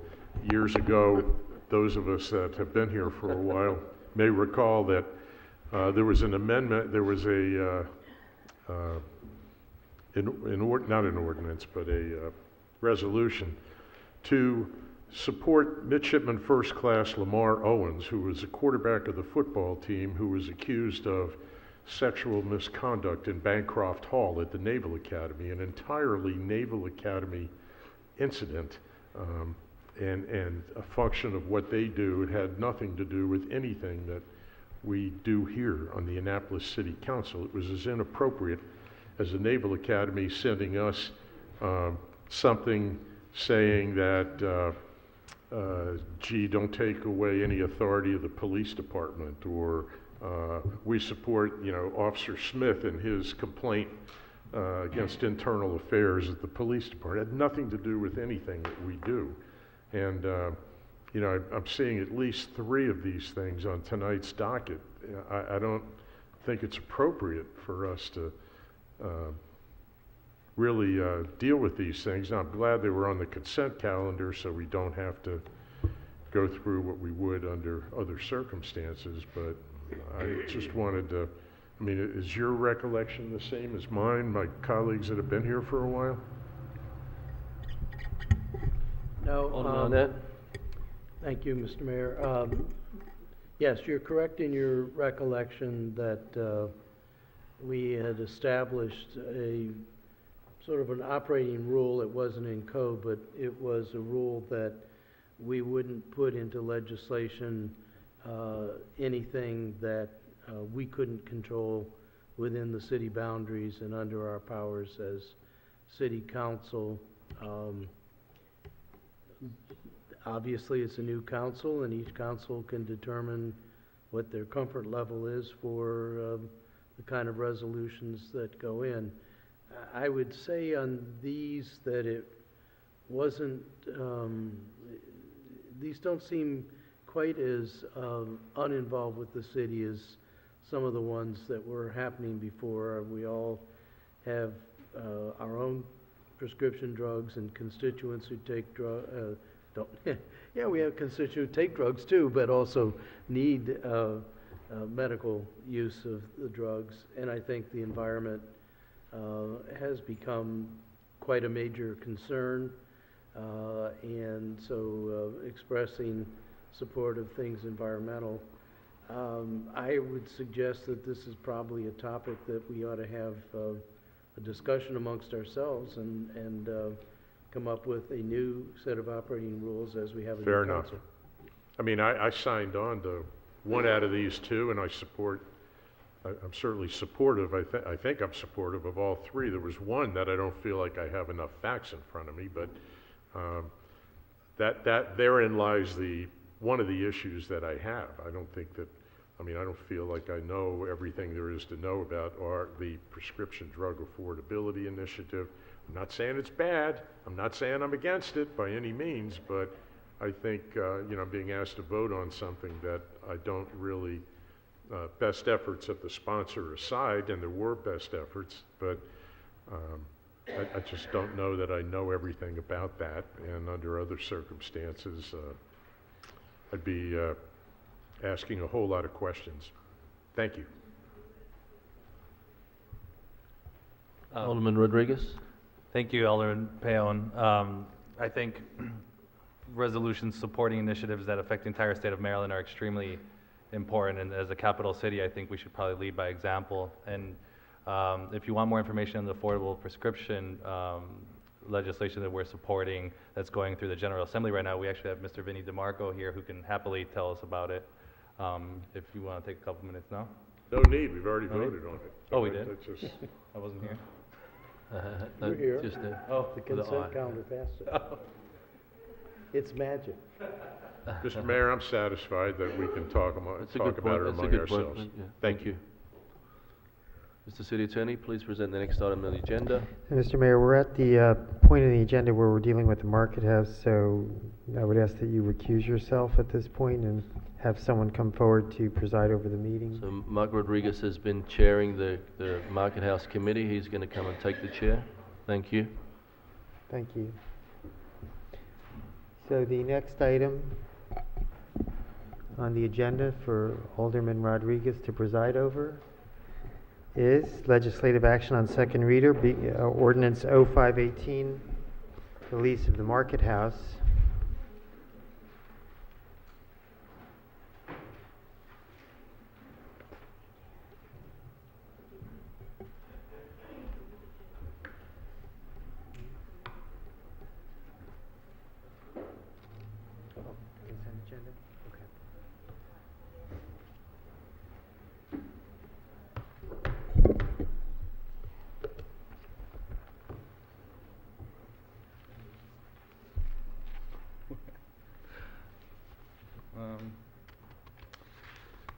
Thank you.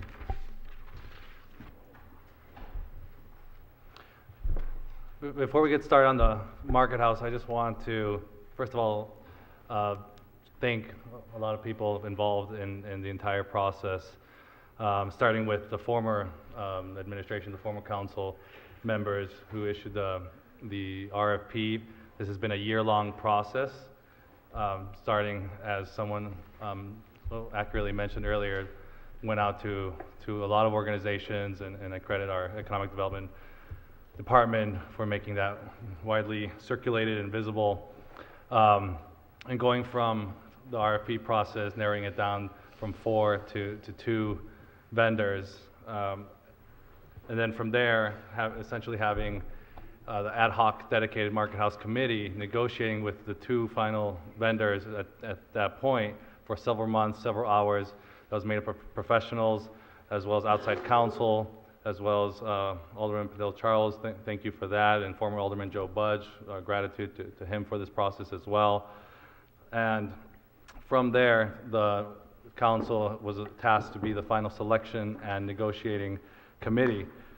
And I want to thank specifically the ad hoc committee and the city staff professionals who dedicated hours and hours and hours and countless of this. And just to name a few, and I apologize for probably missing some, I want to recognize our city manager Andrews, our assistant city attorney Leonard, city clerk Watkins Eldridge, city council associate Green, business manager Jim Beauchamp, procurement officer Brian Snyder, finance director Bruce Miller, finance deputy director Lehman, public director's work director Gerald, and outside legal counsel Sussman, among many, many others. And these were some of just the few city professionals that we reviewed, the great work of the ad hoc negotiating team. We analyzed it, we debated it, we challenged it, we reviewed it, we counter-proposed it, we listened to surrounding businesses, we had 2 public hearings, we had an open public work session, and then we had about 30 hours of deliberation in closed doors. So this was a very vetted process, and the due diligence was done. I think at the end of the day, what we aim to do is to do what's best for the city. And for that, we wanted what's best for the city, and we also, and that meant having a successful Market House operation. And just to put that into perspective, I would be generous if I were saying that over the last 10 years, the city has made around maybe $100,000 from the Market House. In the next 10 years with this lease, we look forward to collecting an additional about up to $1 million of revenue. And let's just put that in perspective for a second. But it's not just about the financials, it's about the Market House being a community anchor and helping our community in downtown thrive again. And so that's why we look forward and congratulate the new market team of Jody Danick and Keith Bouchard, Michelle Bouchard, and Joe Lyon for really, we have to congratulate anyone who will step up and go forward at a venture like this, especially with the historical not so much success rate that it had in the past. And so I think supporting locally owned small businesses are the cultural and economic engine of our community. And the Market House is unique in this, and from having a grocery store component to it, to having a prepared food, to having a communal dining experience where people from outside, even if they're not purchasing inside, can come and gather from having public access restrooms to help and coordinate and bring the vision that a lot of the people that helped West Street thrive with the events bring to the Market House and the Hopkins Plaza, coordinating farmers markets, supporting our local and up-and-coming artists and entrepreneurs with pop-up stalls and so forth. So we're very excited. I think the community wants to move forward with a successful Market House operation, and we look forward to working in partnership for a long and successful journey with that. So I just want to thank everyone for that. And so with that, I need to get my script because this is my first time doing this. This is not mine. So, is there a motion to adopt 0518 on second reader? So moved. Second. Thank you. Any discussion? Alderman Pinel-Charles. Thank you, Mr. Rodriguez.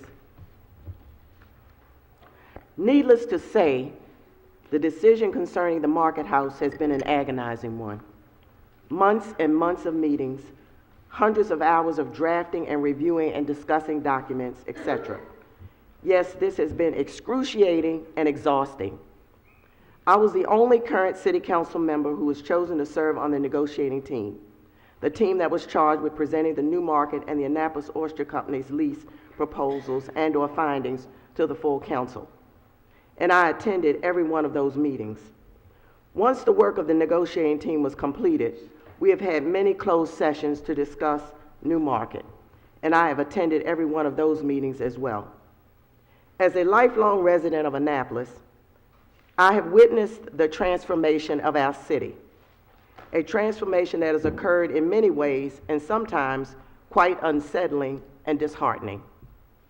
One transformation that has been particularly disturbing is what has happened beginning in the 1970s and continuing into the 1980s, which is the rapid disintegration of very successful African-American owned businesses in Annapolis. To truly understand what I'm talking about here, I would suggest that you go to our city's website and view my city TV show entitled Watershed Moments, and watch the segment entitled Monologue 2016. This segment will provide you with an accurate account as to how Annapolis got to where it is today, the other Annapolis. After many years of answering an inordinate number of questions regarding how Annapolis got to where it is today, I decided to film this segment. In a nutshell, what a significant and a certain segment of our community are not homeowners, when a significant and a certain segment of our community are not homeowners or business owners, then that community will eventually and truly suffer. As a child, my mother and I patronized many downtown businesses practically every Saturday, namely Reed's, G.C. Murphy's, Peerless, The Leader, Snyder's, Lipman's, Hacks, Jenkins, A&P, Jack's, Fields, Rookies, and more. And yes, the Market House. At that time, my mother didn't drive, so we either rode the Arundel bus downtown from Parole, or my dad, who owned his own building contracting business, would drive us. We would run into African Americans who lived downtown on Fleet, Shaw, and Cornhill Streets. And my mother, an algebra teacher at the Wally H. Bates High School, would carry on conversations downtown with persons who lived on Calvert, Clay, and West Washington Streets. Unfortunately, those days and conversations are long gone. My memories of those days are vivid and heartwarming, and these memories have shaped me into the person that I am today. Prior to the 1970s, there was a plethora of very successful African-American owned businesses, especially in what was historically referred to as the Old Fourth Ward, the Calvert, Clay, and West Washington Streets community. The number of people who have reminded me of this and have been disturbed by this plight is numerous. Since sitting on this council, the question is constantly posed to me, so what are you going to do about this? Needless to say, it's a bigger problem than one person can handle and solve. Nevertheless, I've made it my personal mission to do something about this shameful plight. For the past 4 years, I have sweet-talked, cajoled, urged, and even badgered persons in the African American community to start a business. It has gotten to the point that when people see me coming, they literally run away from me. In a nutshell, starting a business is extremely difficult and even frightening and definitely time-consuming. And it takes financial backing. If you are young or even middle-aged with a family, working multiple jobs to make ends meet and taking care of sick relatives, personally, I definitely know what this is like, then it's a monumental leap to take. If you are more seasoned, then you are literally counting your pennies and nickels, looking and saving toward old age, and now probably still taking care of sick relatives and even helping grown children and grandchildren. Yes, this is the case because many African Americans and their families have lived in Annapolis for decades and centuries, me included. And historically, at least 80% of these African American households worked either at the Naval Academy, Crownsville State Hospital, Fort Meade, Anne Arundel County Public Schools, the old plastic plant in Odenton, and businesses in the old Fourth Ward. Unfortunately, a vast majority of these jobs have gone away, so counting pennies and nickels at this time is a must for many residents. Ward 3's approximately demographics are 55% African American, 25 to 30% Caucasian, and 20 to 25% Latino. According to the latest census, Ward 3 has at least 5,000 residents and at least 360 businesses. Since the Market House has been on the radar, I've received a total of 2 opinions from those who have indicated that they are from Ward 3, both via email. The first one I received was from a Ward 3 business owner who requested that I choose Newmarket over the Annapolis Oyster Company. The second one I received was from a very informed resident who emailed me the following comments. Quote, "I'm afraid we are in trouble regarding the Market House. I can think of 10 issues that would justify the council's time. Market House isn't one of them. It's become a distraction," unquote. These are all of the comments that I've received regarding the Market House from Ward 3. Therefore, I would surmise that for the majority of the Ward 3 residents and even the businesses, Market House is not on their radar at all, and this is truly unfortunate. Therefore, in order to make an informed decision regarding the Market House, I need to take all of these comments and perspectives into consideration, namely the shameful lack of African American businesses in the city due to no fault of their own, and the fact that many residents are very distraught about this. The Ward 3 business owner who asked that I vote in favor of Newmarket, as well as the very informed resident who thinks that all of this time spent on the Market House is a total waste of time. And think about it, we all live in the same city of Annapolis, go figure. During our negotiating sessions, the Annapolis Oyster Company heard my residents' plight and readily agreed to assign 1 to 2 stalls to African American businesses. At that point, the same could not be said for Newmarket. Once it was determined that the council would now negotiate with Newmarket, in a more subtle way, I made my pitch again. Still, no real response. Not until very recently did someone clearly hear me. Hence the amendments that I have offered tonight to Newmarket's business summary. No doubt, I have heard Mr. Storm clearly and Mr. Schwartzman.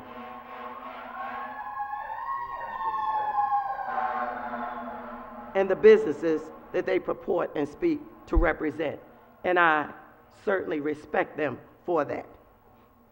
With any negotiations, every side does not get all that they want. However, I'm confident, and it is my hope and prayer, that if any issues should arise, that the city and Newmarket will be able to amicably discuss and resolve these issues without the need to litigate and or end up in court, which would be a travesty for everyone. I hope that I can now see certain heads in the audience nodding in agreement. On Super Bowl Sunday, I received a telephone call from a city resident who grew up in downtown and continues to live in the city. This person is African American. This person is most interested in opening a small restaurant-type / stall establishment. This person's business plan is almost completed. I certainly hope that Newmarket, if chosen tonight, would be willing to talk with this person or any other persons and give them an opportunity. I sincerely hope that with such a business operating downtown, that my residents in Ward 3 would feel welcomed downtown and at the Market House. That such a business will be an impetus and will be a catalyst for someone else deciding to start a business. Otherwise, there will be a significant segment of our city's population that will feel left out again. Thank you. Thank you, Alderman Padilla Charles. Alderman Arnett. Thank you, Mr. Mayor. I would point out Newmarket. Thanks, Ross. You gave me a promotion. Yeah, well, acting mayor. Oh, you look good there. I would point out Newmarket has been chosen, so it's not an if they're chosen, and that the topic for tonight is the proposed lease. There was a lease attached to the ordinance on first reader, and I think order of business for us this evening is, and I will make a motion to substitute the new draft lease for the one that accompanied the original piece of legislation. It's a lease dated February 9th. February 9th. And we have it on our desk, and it has been posted on the website. And clearly, some people have read it, although bleary-eyed on planes flying in from Chicago. Thank you, So I Alderman make that Arnett. motion. Second. All in favor? Aye. Aye. Aye. No. Motion carries. Thank you. Is there a motion to amend Well, that's what we just did. No, Oh. we did to it. Well, can we Oh, have, yeah. can we have some discussion before we get to the, so we've heard once again tonight, very passionate comments, from the public, which we always appreciate. And, it doesn't necessarily make our job easier because the comments have been different, actually contrary to each other. But we are now we're approaching a final decision. Praise the Lord. I think that there's a real dichotomy here. I don't think anyone wants to see the Market House go dark again, although it will potentially for a couple of months anyway. And yet we're hearing a lot of people saying that the lease deal that is being proposed isn't fair to citizens. The square foot amount is too low, and that there's other objections to the lease. The square footage, a dollar per square foot, is what the bidders bid in response to the RFP. Nobody bid $40 a square foot. Nobody bid anything higher than $18 a square foot, and the other bidder was considerably lower. So we find ourselves in the position of a balancing act.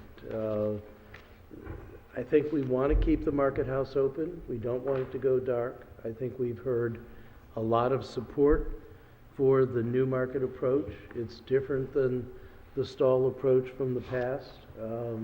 Its intent is to have a welcoming space that does have about a fifth of the Market House devoted to fresh produce, goods and services, and more to prepared meals, but it's largely a place for Annapolitans to meet and dine. That is a change from the past philosophy. I think that we're going to have to figure out tonight whether we want to hold out for a higher rent, and I assume that means not approve this lease and go back to the drawing board, or move forward with the lease and the amendments that will be proposed directly on that lease. So I think it's very clear. I think we've heard very passionate approaches, comments from the community, very passionate in favor of the Newmarket proposal, very passionate in terms of the finances that the Market House would bring in under this lease. I think it is correct. I think you noted it, Alderman Rodriguez, that the history of the Market House has not been good financially, has not yielded a very good income. We all hope that if this lease goes forward, we'll have appreciably more income. It won't be the rental rate paid by, say, the Federal House, but it'll be a lot more than we've been getting. So with that, I would make a motion for some amendments to the now substitute lease that's attached to the ordinance, 05-18. Most of these are technical. One is a pretty important one, but the first one, and I would move that we can decide how we want to take them. I would offer them as a group. Amendment 1 on page 2, line 5, is simply insert "and" after the semicolon. Amendment number 2 on page 2, line 8. Excuse me, I don't see a semicolon in line 5. I'm reading off of the amendment.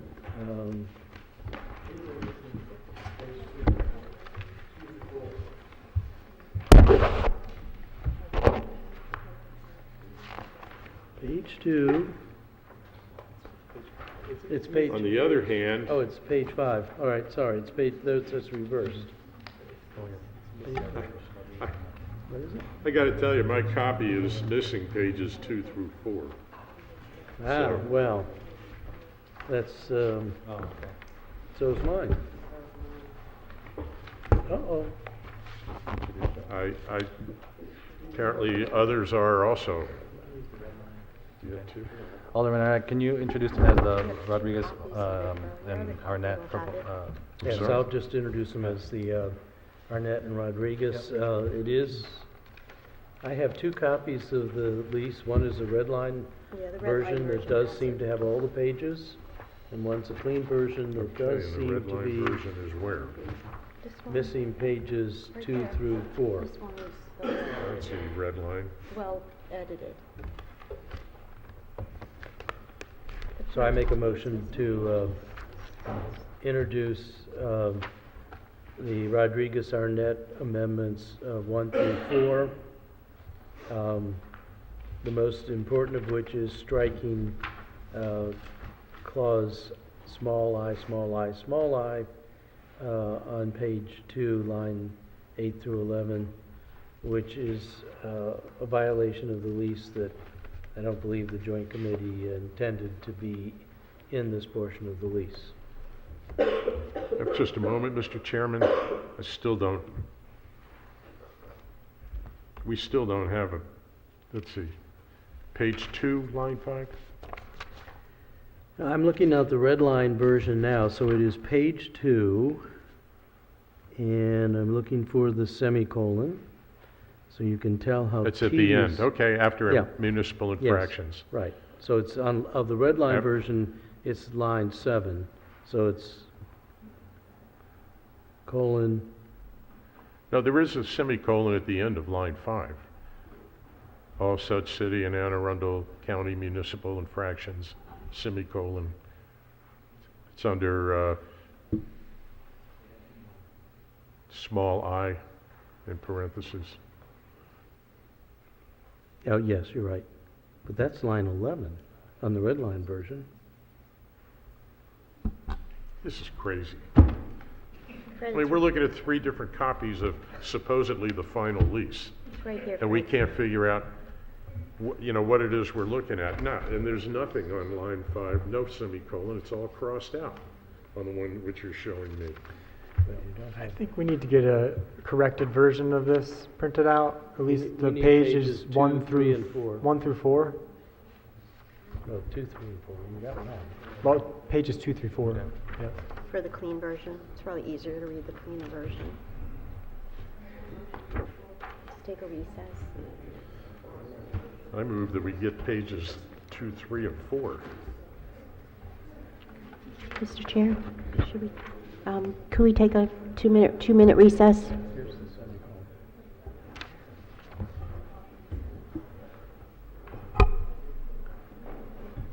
Mr. Chair, can we, I mean, I think I'm holding up what you're showing. I still don't see any semicolon. it's hard to follow in the red line because the line numbers. We're gonna take a 5-minute recess to make sure we're all on the same page here with the copies. Thank you.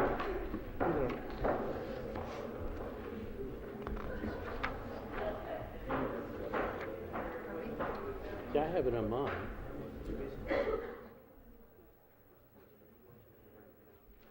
No, that's because we didn't have it. I have the non-red line version. At the end of line 5, there is a semicolon. It is.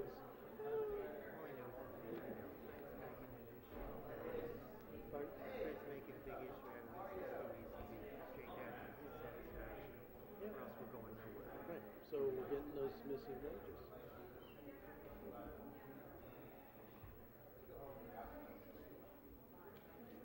Adding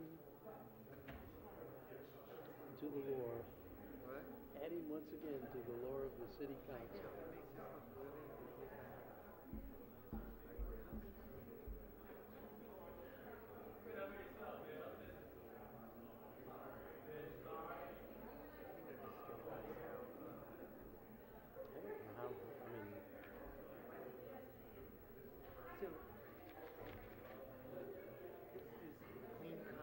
This is, yeah, I printed it off for myself at home.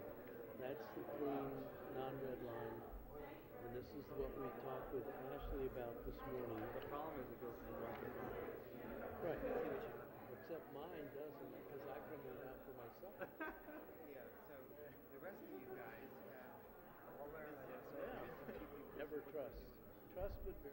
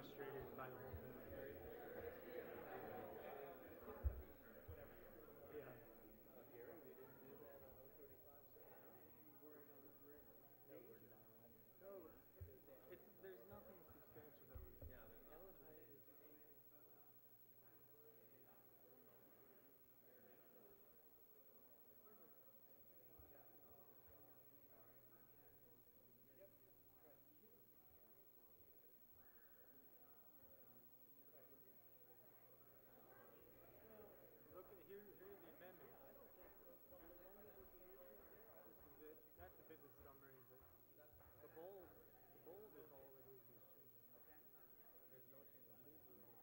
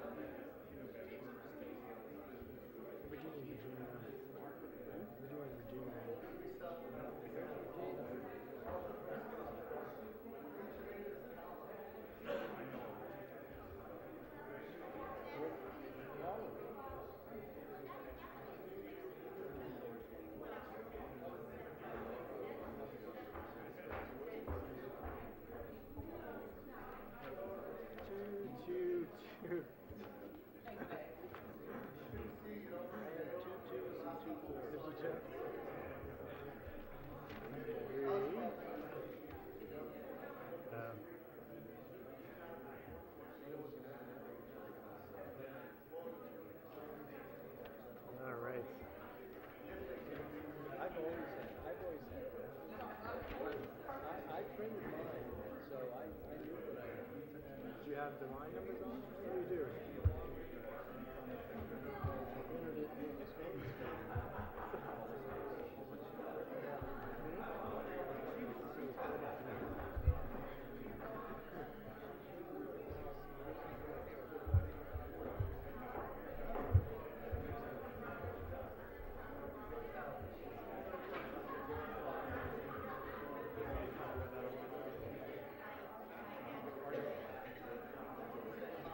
Well, we can't read the meeting out. It's the clerk, can we? Tom, do you know where Regina is?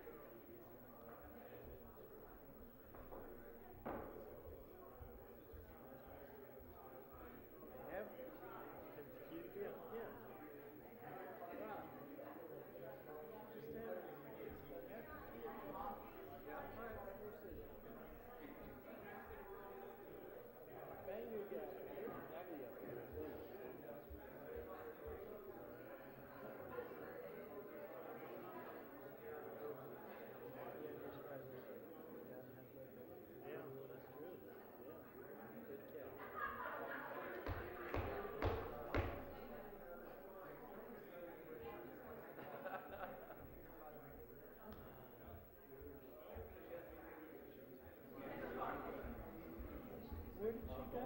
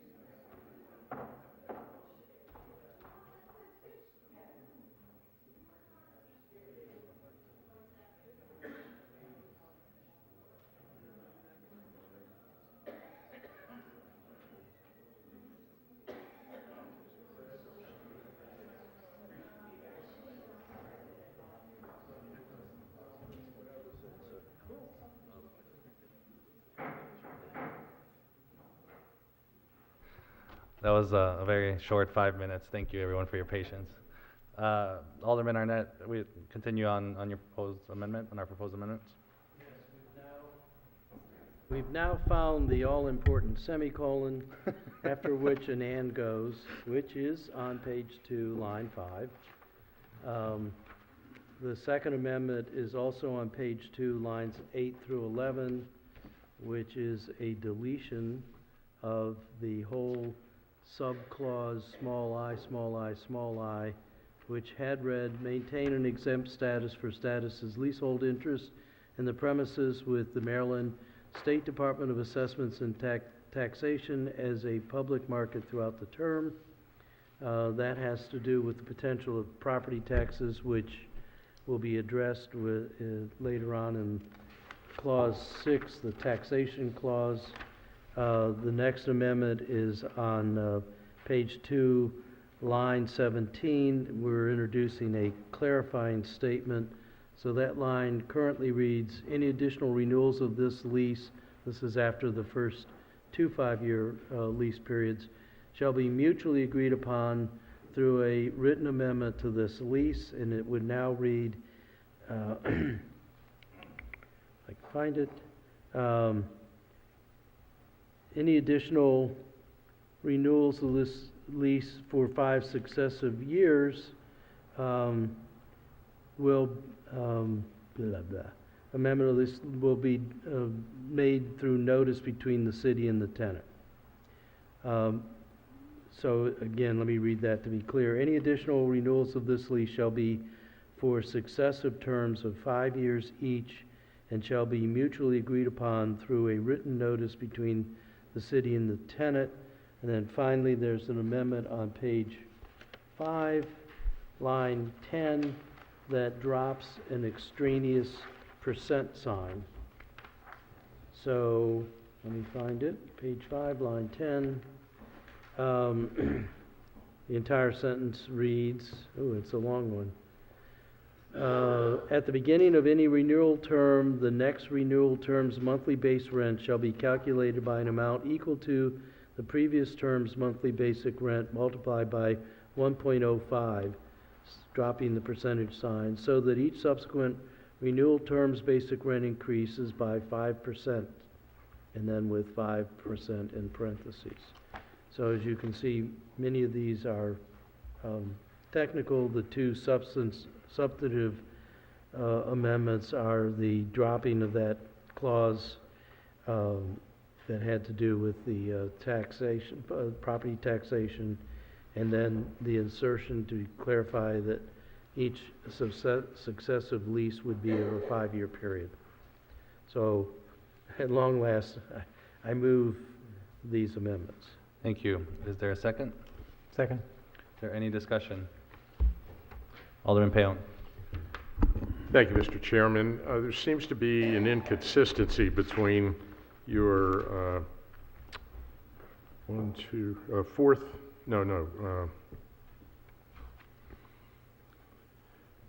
percent amendment number 3 as amended, which I regard as amendment number 4. Well, and the beginning part of that section under term, I'm looking at specifically subsection B. So the amendment number 3 talks about what is being added, and then underneath that, it is giving you the entire sentence as it now would read. So it had read, any additional renewals of this lease shall be mutually agreed upon through written amendment to this lease. That would now read, any additional renewals of this lease shall be for successive terms of 5 years each and shall be mutually agreed upon through written notice between the city and the tenant.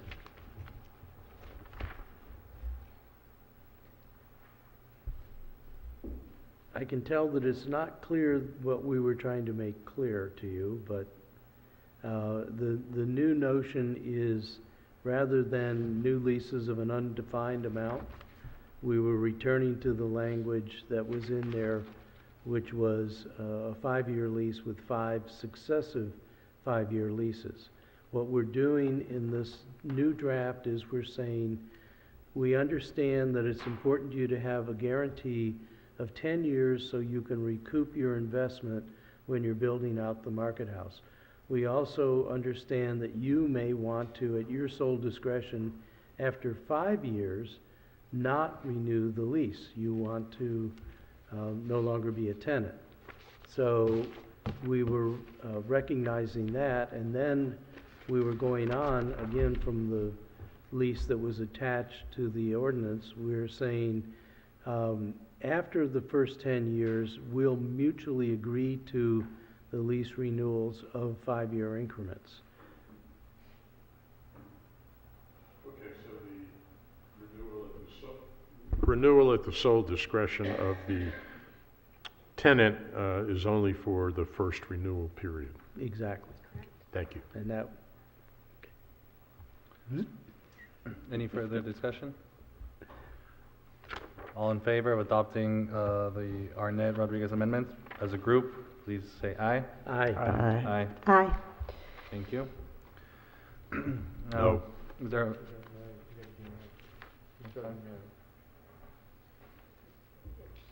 Okay. Oh. But- yeah. All right. You only took the aye votes, right? Oh, Right. sorry, any no's?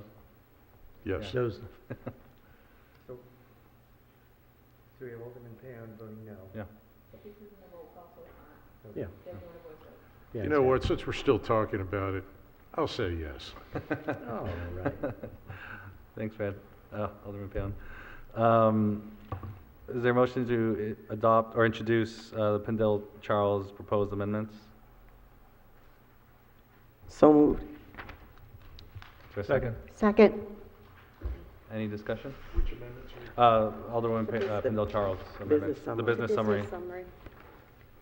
Yeah, in light of the comments that I made earlier, I wanted to expand the mission. Bullet 1, 2, 3, number 4, we will engage the community and surrounding businesses in order to make the market house the city's market house. Next bullet, we want the market house to not only be the gateway to the city of Annapolis, but also to create a market that is relevant to and will attract people who live here and that will proudly display the bounty of Annapolis, Anne Arundel County, Maryland, and the world. Next bullet remains the same. Thank you. Any further discussion? Move to adopt the Pendle Charles proposed amendments. Everyone, by indicating say aye. Aye. Thank you. The proposed amendments are adopted. Move to introduce the amendment needed to change throughout the ordinance, which is, throughout the ordinance, it was indicated as New Market LLC, but we need to change that to New Market House LLC. Just a technical change. Is there a motion? So moved. Thank you. Second. Second. Any discussion? Thank you. All indicating by saying aye. Aye. Aye. Aye. Great. No.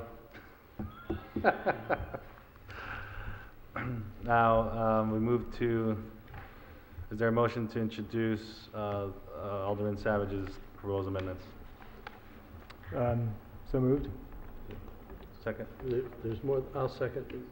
When are we? Oh, the first one. Yeah, we'll Right, separate first them. one. Mhm. I'm gonna go through Which it. I gave my copy to the Capitol, so I'll have. Which one? It's the one, it page are we says, on? there are two of them, but the first one has a single addition of a bold sentence at the end of A. This is It's on the one with page the larger 6, print.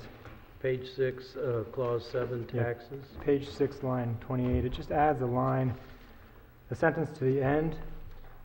So to read the full sentence, it says, if tenant's leasehold estate under this lease becomes subject to taxation to the tenant, city agrees to modify this lease to provide a credit against basic rent for the amount of city real property taxes paid by tenant.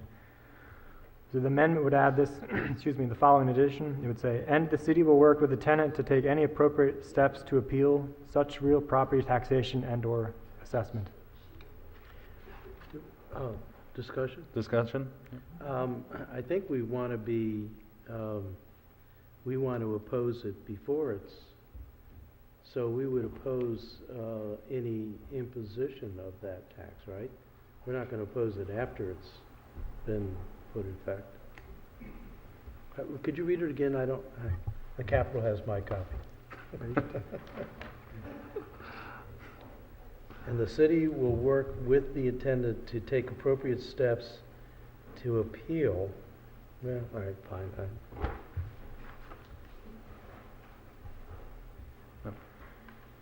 Right. I mean, is there a difference between the word challenge or appeal, or? No, I just thought. Ms. Leonard? Well, it also says that, oh, excuse me.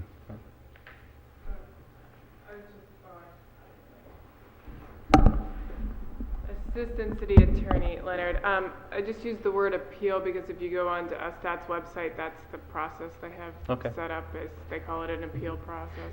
Great, thank you. But ultimately, it doesn't make that much difference. Thanks. Mr. Chair? Yes, Alderman Payon. Thank you.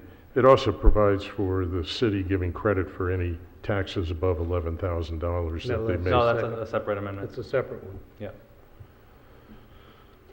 Forgive my confusion. That's all right. No. Do we have a second one? Any further discussion? All in favor, please say aye. Aye. Aye.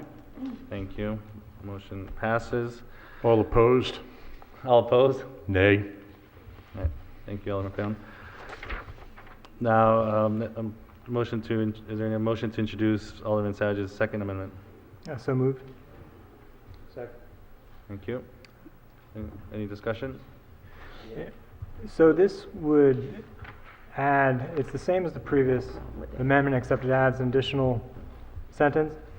And it says further, should the annual assessment of state and county real property taxes against the tenant's leasehold estate under this lease exceed the amount of $11,000, the city will reasonably cooperate with the tenant to discuss modifying this lease to provide a credit against basic rent for the amount of the state and county real property taxes paid by tenant that exceeds $11,000.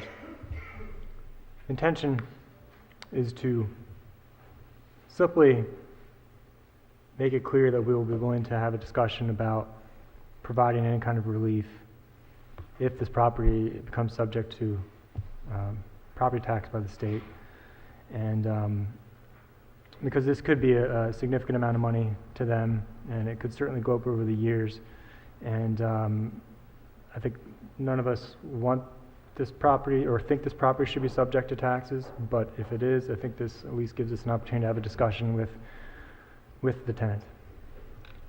Thank you, Alderman. Alderman Arnett. Thank you, Mr. Chair, Mr. Mayor Chair. So I oppose this because as things stand now, we've already forgiven the city's rent, and now that $11,000 is approximately what the county and federal rent taxes would be should there be tax imposition. Now, I think it's extremely unlikely that this will become taxable. You need to think about the mechanism. It would require somebody to go to STAT and ask them to tax somebody else's property.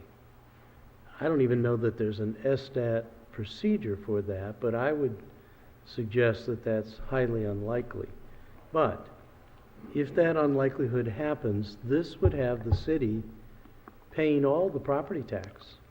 Yeah, the property tax is about, I don't know what it is, Mr. Miller can tell us. 22,000 potentially. Pardon? 22,000 potentially. Right, and the city's already forgiven 11,000, and now we would be forgiving the other, which puts the city paying all the property taxes. We heard a lot of discussion from people tonight about being fair to the citizens of Annapolis. I think there's many who question whether we are being fair to them or not. I can accept what we've done in the spirit of trying to get the Market House up and running and successful. I don't think it's fair, though, to put the entire burden. Essentially, this is asking the city to accept all the liability and unknowns of the property tax. I definitely agree that we don't want this property taxed and that we have more facilities to challenge whether it should be taxed. We've got capable people in our Office of Law, and I think we have more sway with the higher-ups in the state than The tenant would, and so we've just with the past amendment committed to trying to make sure that doesn't happen, and if it does, to appeal it. But I don't see why the city should accept, at least initially, all of the property tax liability. So I will be voting in opposition to this Yeah, I'll particular clarify. amendment.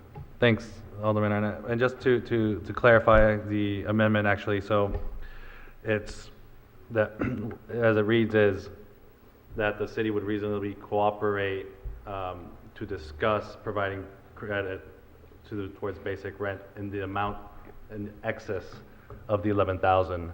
So not the 11,000, but if it goes over. So this is premised in the concept that any business, any new venture or any business, they need some level of certainty.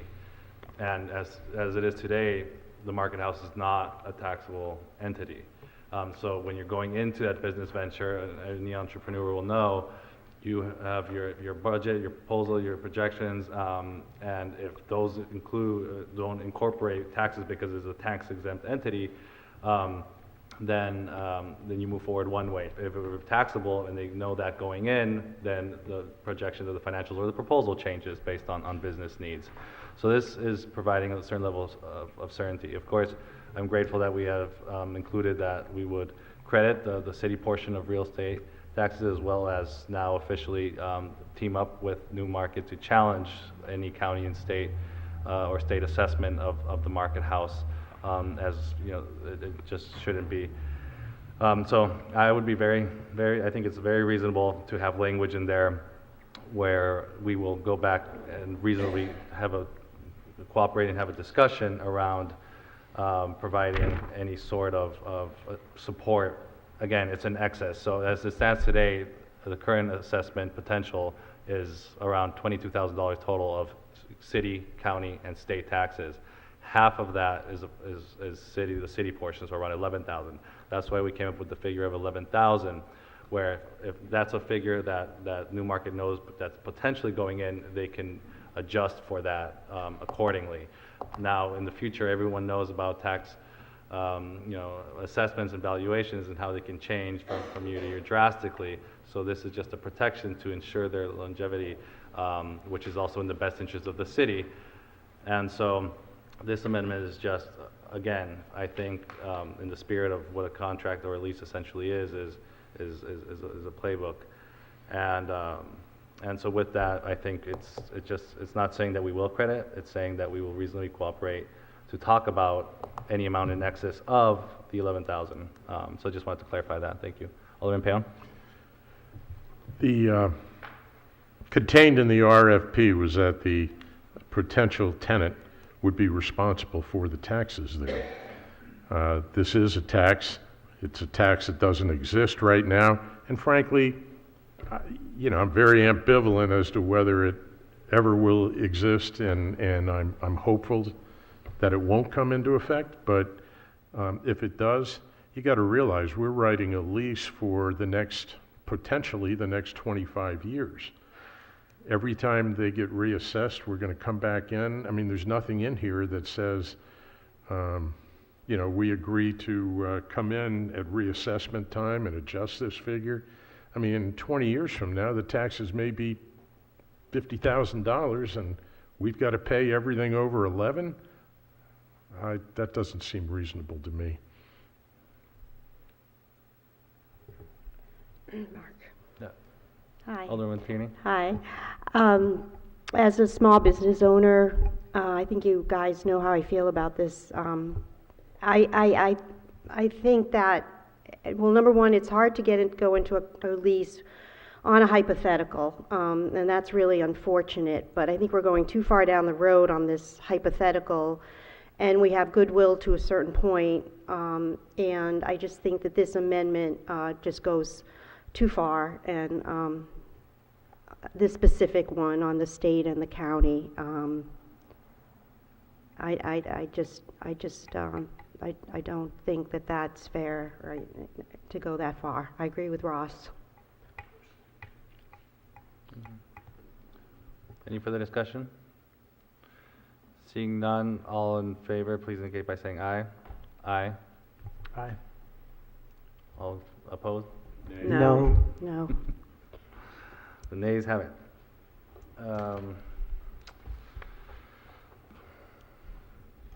So I think those were all the amendments, as amended, yeah. Alderman Savage, yeah. I was gonna move that So is there a we- motion to adopt 0518 as amended? Oh, I'm sorry, you guys and ladies, I shouldn't say that. oh, we did that. Yeah, that's right.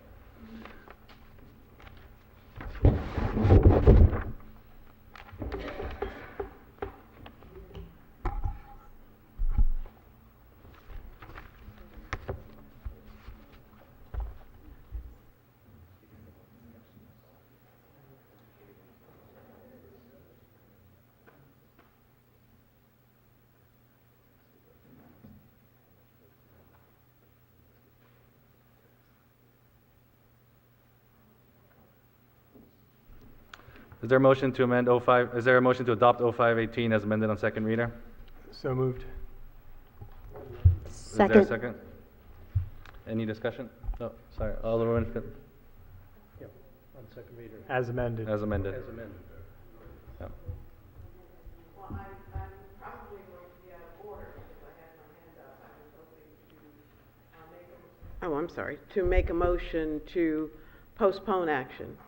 I think that the changes that we have made tonight, not to mention the fact that we have substituted one lease for another, constitute a significant change from the original legislation. I think that we have a responsibility to the community to be transparent. I know while some believe that we have spent far too much time on this agreement, I don't think we can spend enough time if that means that we still need to get it right. So I would like to see us postpone action on this tonight until the next council meeting. Second. Now, there's a motion on the there's no- floor, so okay. there's a That's fine. motion on the floor. I recognize that. I think we all understand that there are still significant issues. And while many of us, all of us, really want this market house to be a success, and no one wants it to go dark, and we are taking a risk tonight by doing pretty much anything. But I don't think that there is a greater threat than doing whatever we have to do to get it right. So I know my motion is out of order and I will make it, but I would like for the maker to withdraw the motion so that we can give the community as well as the vendor and this council an opportunity to fix what's wrong. Mr. Attorney, would you rule, first of all, as to whether the changes are substantive? Well, many of them are non-substantive. You can say that right from the start. I'm going to defer to our Assistant City Attorney Ashley Leonard because she has been intricately involved in responding to council questions over the last week or two, and as to whether any changes at all between the public hearing we had and right now, okay, are any of the changes considered to be of a substantive nature? So just as a precursor, it's section 2.16.180B, which governs this, which says that if there's substantive change by a majority vote of the city council, then there needs to be a second public hearing. So ultimately, it's your majority vote who decides. That being said, I worked on this before I left for maternity leave, and I came back to it, so I've been integrally involved into it. And I don't think there's truly substantive changes to what was proposed the first time and what's being substituted. The rent has stayed the same, the escalation has stayed the same, the security deposit has stayed the same, the purpose for the premises description has stayed the same, the purpose they're using it for is the same. Even with regard to the property taxes, the only addition based on all the amendments tonight was just to add that we would work with the tenant to take appeal steps. The rest of the language was already in the lease as introduced. Now, there has been some cleanup, there has been some clarification dealing with the geothermal system and the fire sprinklers, and that was just to clarify between repair, replace, maintain, but there was no real change to the, what I would say, the core material terms of the lease. Those, while we debated changing them, have stayed pretty much the same. But ultimately, it is the council's majority vote to determine whether you think a second public hearing is necessary. Well, tell me, and I do disagree. I mean, I sat through those meetings as you did, and maybe it was just the negotiating process. But there really felt like significant changes were being made. I think significant changes were debated and proposed and put on the table, but ultimately, the final product that came back, most of those changes came back off the table. But we did debate a lot of significant changes, but if you're looking at what the premises are, what the purpose is, and all the financial terms, including how property taxes are going to be handled, those were all pretty much already in the lease as is. And the terms of the lease wouldn't qualify as substantial changes? I mean, if we're still giving them blocks of 5 years, we're giving them up to 10 years with the option to do more. We are taking away a little bit more, but I think, I'm trying to think. Originally, it was all going to be mutually, after the first 5 years, it was going to be mutually decided anyway. So we had debated giving them unilateral up to a certain amount, and that came off the table. So ultimately, the terms sort of settled back down to about what we started with. About what we started with. Yeah, they were always going to have 5 years, and then there was going to be the option for 5 successive 5-year renewals, but those were going to be mutually agreeable. We split those up into one that was unilateral, and then the remainder that are mutually agreeable, but we added some conditions to caveat that one unilateral, so ultimately they're still not getting, if anything, they might be getting less time, but not substantially. Point of order, Mr. Chair, we still do have a motion on the floor. I'm sorry, I thought we were in discussion. The problem is you have a motion on the floor, which, and if it's voted up, the legislation passes. However, you've got to first, you can't, then the whole issue of substantive versus non-substantive is moot. But so the council does have to consider substantive, whether versus non-substantive, before you get to a final vote. Otherwise, there's no reason to determine whether it's substantive or not because you passed it. The whole idea is to determine whether you're going to have another public hearing or not, based on the fact that something may have been substantive that's changed since the first public hearing to right now. Okay. So you're correct in that there's a motion on the floor, but the motion may have been made a little too quickly because you first got to get through the substantive versus non-substantive issue. That's fine. So, Mr. Chair, I find it ironic. I don't begrudge all the time we took really breaking down the lease, and a huge amount of debate, a huge amount of talking about fairness to the tenant, fairness to the surrounding businesses, fairness to the city coffers. And I think it's remarkable that we are coming back to a lease where every single essential element is where we started. There has been a tweak in terms of we've eliminated sole discretion in terms of the renewal of each of the 5. The rent amount is the same. The increment of the rent is the same. The amount of the performance rent and its share is the same. The essential elements are the same.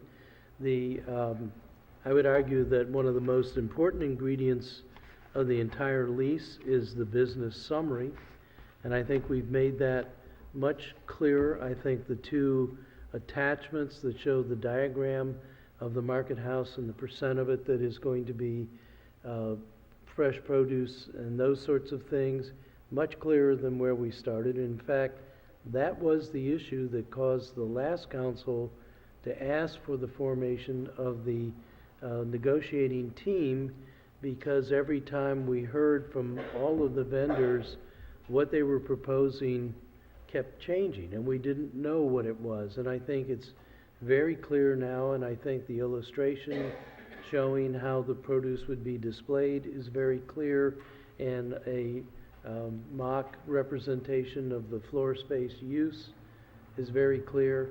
And I would say that no one was further away from finding this lease or even the responses to the RFP to be good than I.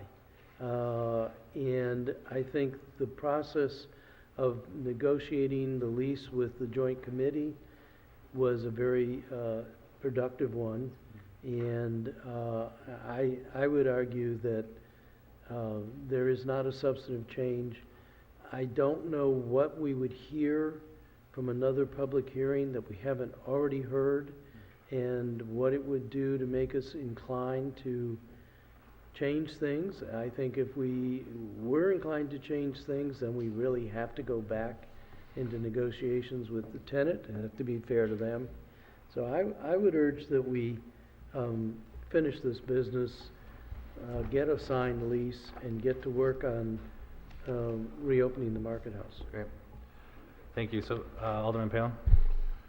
Thank you, Mr. Mayor. One of the problems is that the completed lease wasn't completed until this weekend, or if you look at it to include amendments regarding both the business summary and the other substantive amendments, that wasn't even available till this afternoon.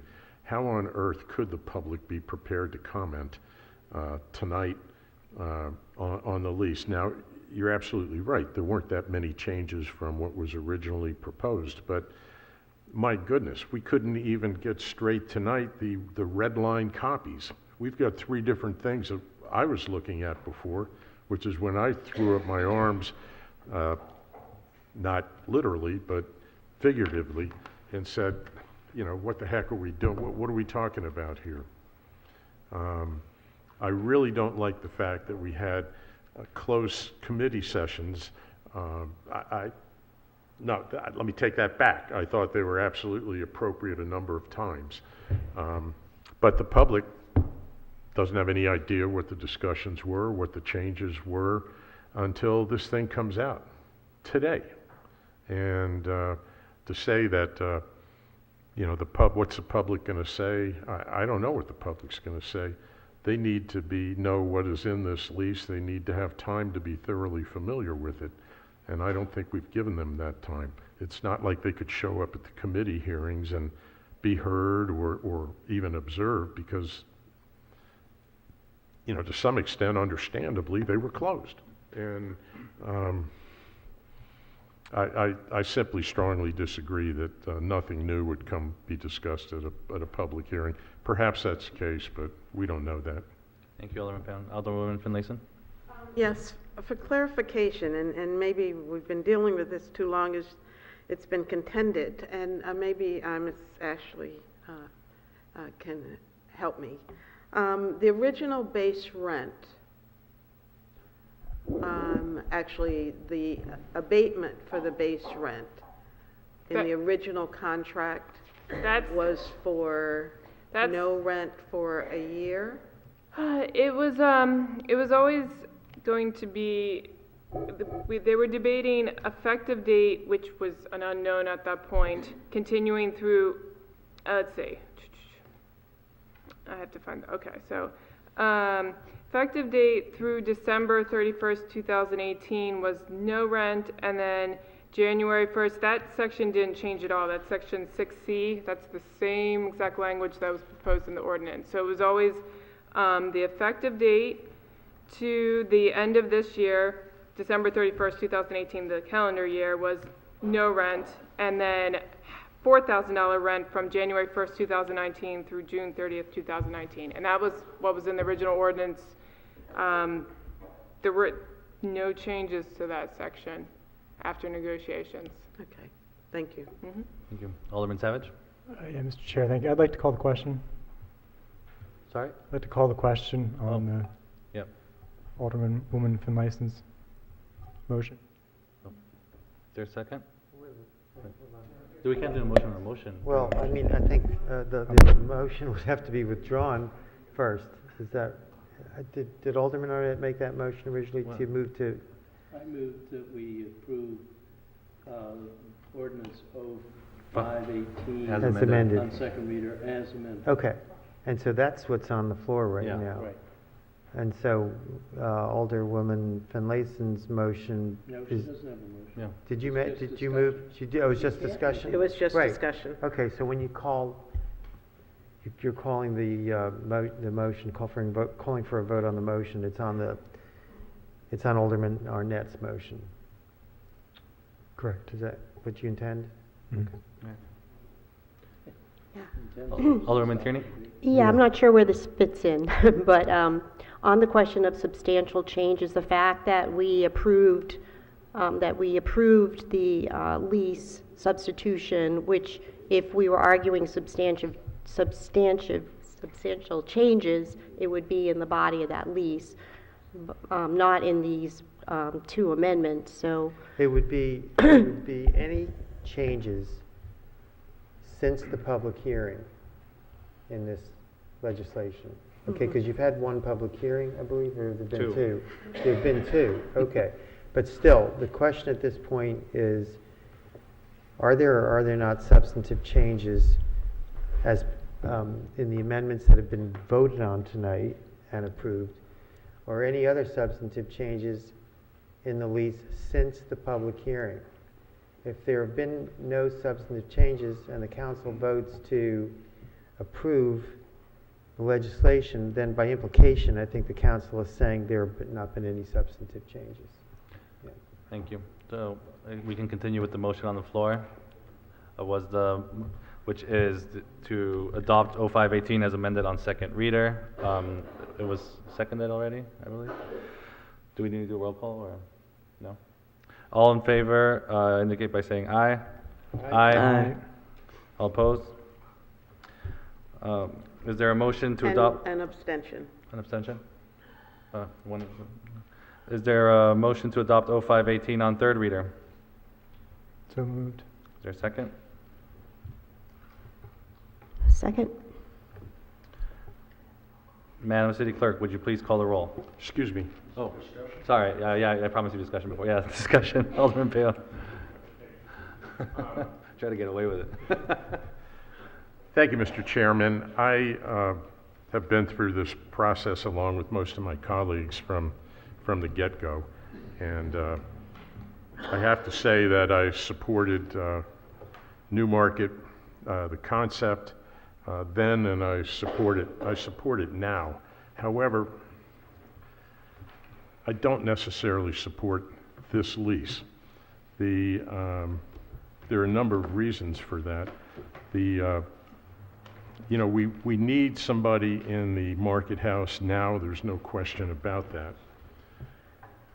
But we're talking about a potential lease of 25 years, and I don't think we've sufficiently looked at the ramifications down the road for this. We started off, the very basic things that you do when you negotiate is you get your ducks in a row before you even start talking to the other side. You have to, and when it comes to a lease, the very first thing that, and leases that I've had anything to do with, have been a credit check, a criminal check. Not that I suspect we would find anything unusual or unacceptable, or either one, but you have that in your hand. So you have to know what you're dealing with. We didn't do that here. I don't really know why. They're pretty basic, very fundamental to any commercial lease that I've ever had anything to do with. There's no personal liability on the part of the tenants here. Again, everybody I've talked to, everyone I know that has a lease downtown has that in their lease. They've signed on that way. Not here. I don't know why we're any different. There may be a good reason. I don't know what it is. We've got to look out for the taxpayers here, for the people of my ward, in my case, and the people citywide. This isn't about politics here. We're talking about the next 20 or 25 years. The escalation clause is only 1%. I've never seen one that small. Typically, they're tied to the CPI, or they're 3%, or they're a combination of the two, whichever is less or whichever is more, depending on how it's written. 1%. It's not even compounded. And we can only impose it every 5 years, not every year. That is, I mean, frankly, that's ridiculous.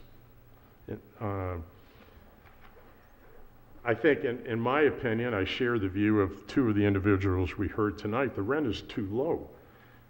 It was $33 a foot. The base rent was $33 a foot in 2003. You add on to that, you know, what they had to pay for what was in effect a condo fee. I forget what they called it, market house fee or something like that. And together it amounted to, you know, more than $33 a foot. Times change, I understand that. The prevailing rate downtown is $50 to $60, in that area of downtown is $50 to $60 a square foot, and we're gonna charge 18? Now, I'm all for giving them a break, and I well understand that there are no specific comparisons that can really be made because none of the other places are market houses. They have a little more leeway. They have a lot of things going for them that a market house wouldn't. But let's say, you know, okay, then we'll knock it down to $40 or $45 a square foot. $18, it's way undervalued. Now, I'm all for giving them a break too, because I would, you know, I'd knock it down to $30 a square foot because I want somebody in there and I want them in there. But I don't, we have a duty to the taxpayers. And I don't think we're fulfilling our duties by charging this amount. I mean, a bad deal is worse than, a bad deal is worse than no deal, frankly. The rent abatement is way too long. I thought, and you were there, that our committee proposed a very reasonable rent abatement period. And I certainly am willing to compromise that I'm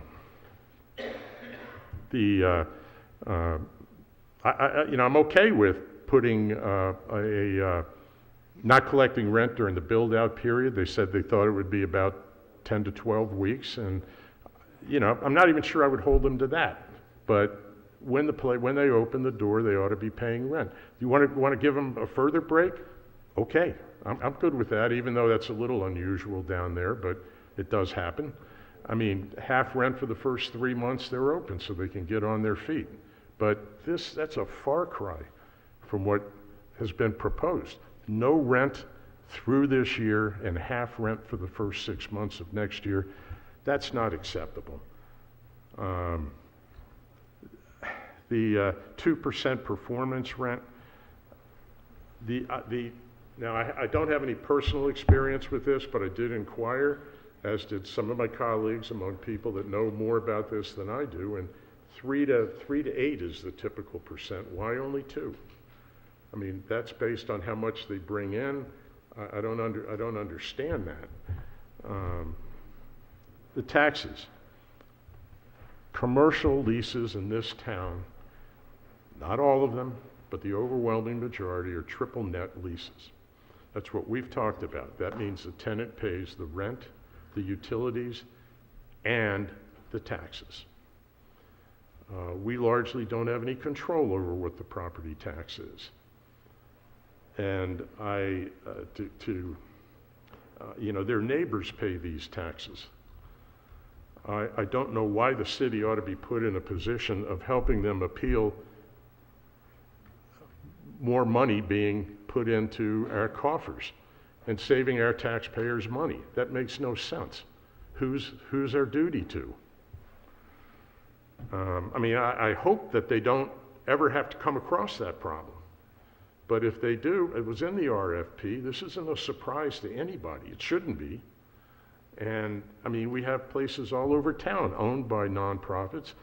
Historic Annapolis, for example, has 2 or 3 different shops, owns built properties where they have different shops around town. They pay taxes. People at the Federal House, they pay their own taxes. And yes, they will be competing with the restaurants in the area. I think it puts them at an unfair disadvantage. The city is, say what you will, you can deny it all day long, but we are subsidizing this operation. Should we be? Well, we could talk about that for some time. I'm not, as I said, I'm not adverse to giving them big breaks away from the usual. And maybe there's something that would sound reasonable to me with regard to the taxes, a rebate, or somebody said something maybe about adding that on to the 1.5 million. Maybe, okay, I mean, it's something, I'm not trying to be unreasonable. I think that however that the lease that's been presented to us is unreasonable. And, there comes a time when you have to scratch your head, and if somebody really can't afford to be there, I don't want to vote them in now only to have a problem 2 or 3 years down the road, or, sometime. We've got to think long-term here.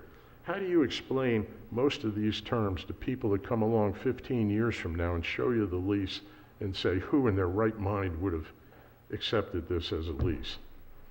Because that's what's going to happen.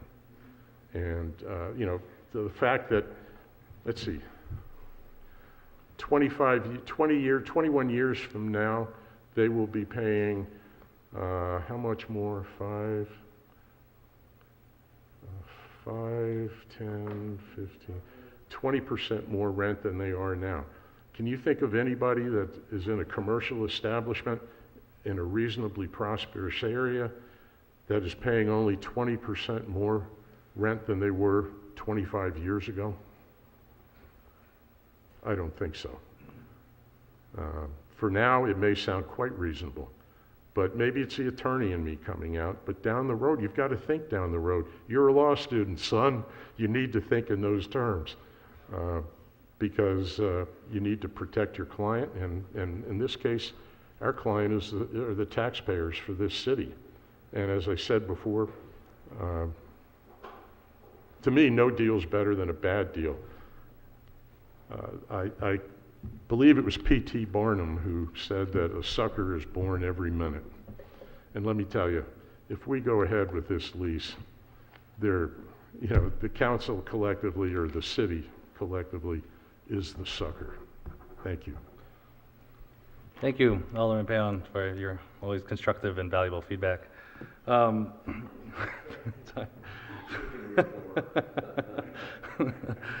No, I mean, it's very important, obviously, and it was a public work session, and I really appreciated when the ad hoc committee, including that was led by several, but also former Alderman Joe Budge, walked us through the process. And when the 2 final competing vendors, which the previous tenant who had been there for several years and was competing side to side, in confidential bids, it just so happened that the rent was almost the same overall for the entire term of both, without knowing their numbers. The market dictates the rent. That was the offer. And again, like you said so eloquently, the market house is very different species than the commercial enterprises that have a 2 a.m. liquor license. When I think about that the rent abatement or the support for build out is not industry standard, one, all the improvements of the market house end up being city property at the end. Second of all, I'm glad you referenced Historic Annapolis, because actually McGarvey's, which is a sublease of Historic Annapolis, had an 18-month rent abatement when they signed the lease. So I don't know where we're going that this is an industry standard. And that said, I think we are looking out for the taxpayers. Not looking out for the taxpayers is what we were doing before when we were subsidizing the market house. To the point where we were losing money every year, we had to move a market house fund to the enterprise fund because we couldn't handle the administrative cost of the market house, to the general fund.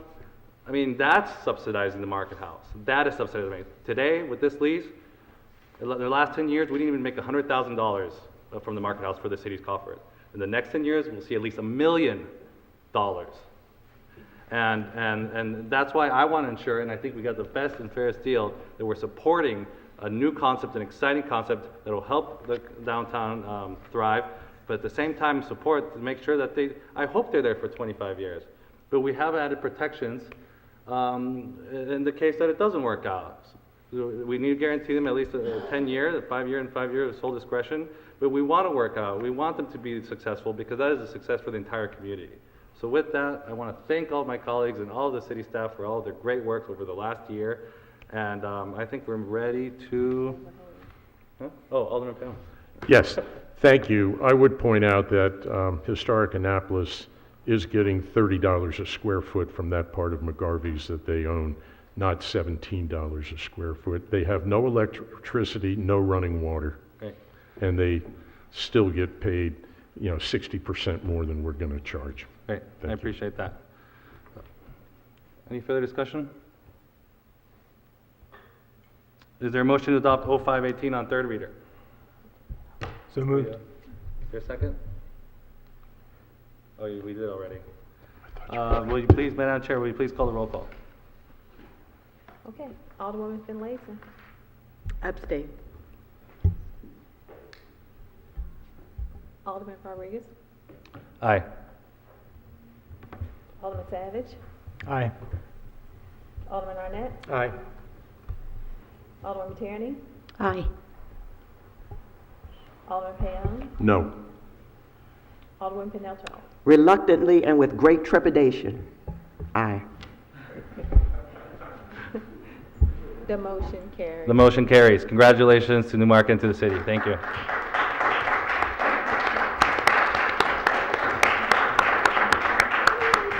These committee meetings and argue. It's so late. Your arguments are late. You know, Why don't you?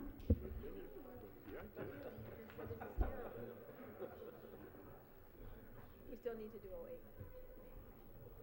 Does he need to do it or do I? He needs to do it, and then you should do the referrals. Mark. Oh, no, you. Yeah. You should. I can do it? Yeah. Yeah. Never mind. Okay, yeah. Oh, let's go back to this one.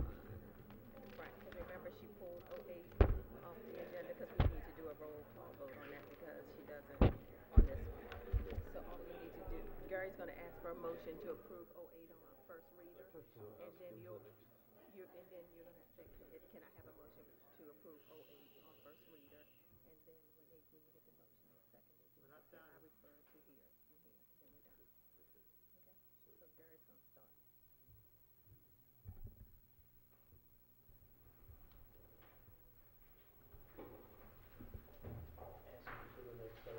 The next item on the Mr. City Attorney, next item.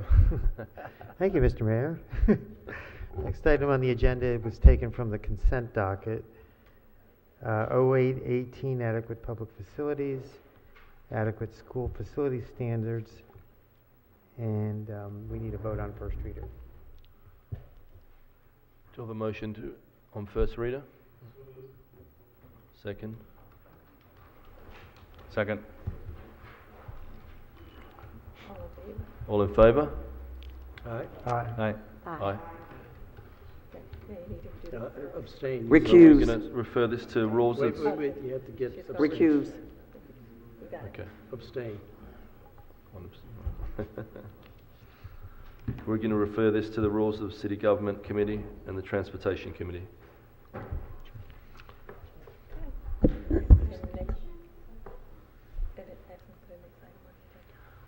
Mr. City Attorney, next item on the agenda. That's it. Mr. Chair, Mr. item for the Alderman good of the Savage? order. Huh? Go to the order. Go to the order. Sure, for the good of the order, yeah. Just like to say happy birthday, Mr. Mayor.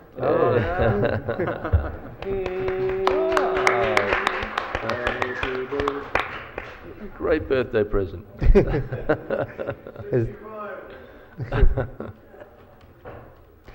Motion to adjourn?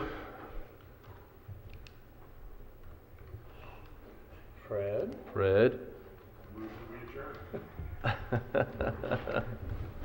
Second. Right. Second. Get a second? Second. Hey. All right. Don't we have to vote? Aye. All in favour? Aye.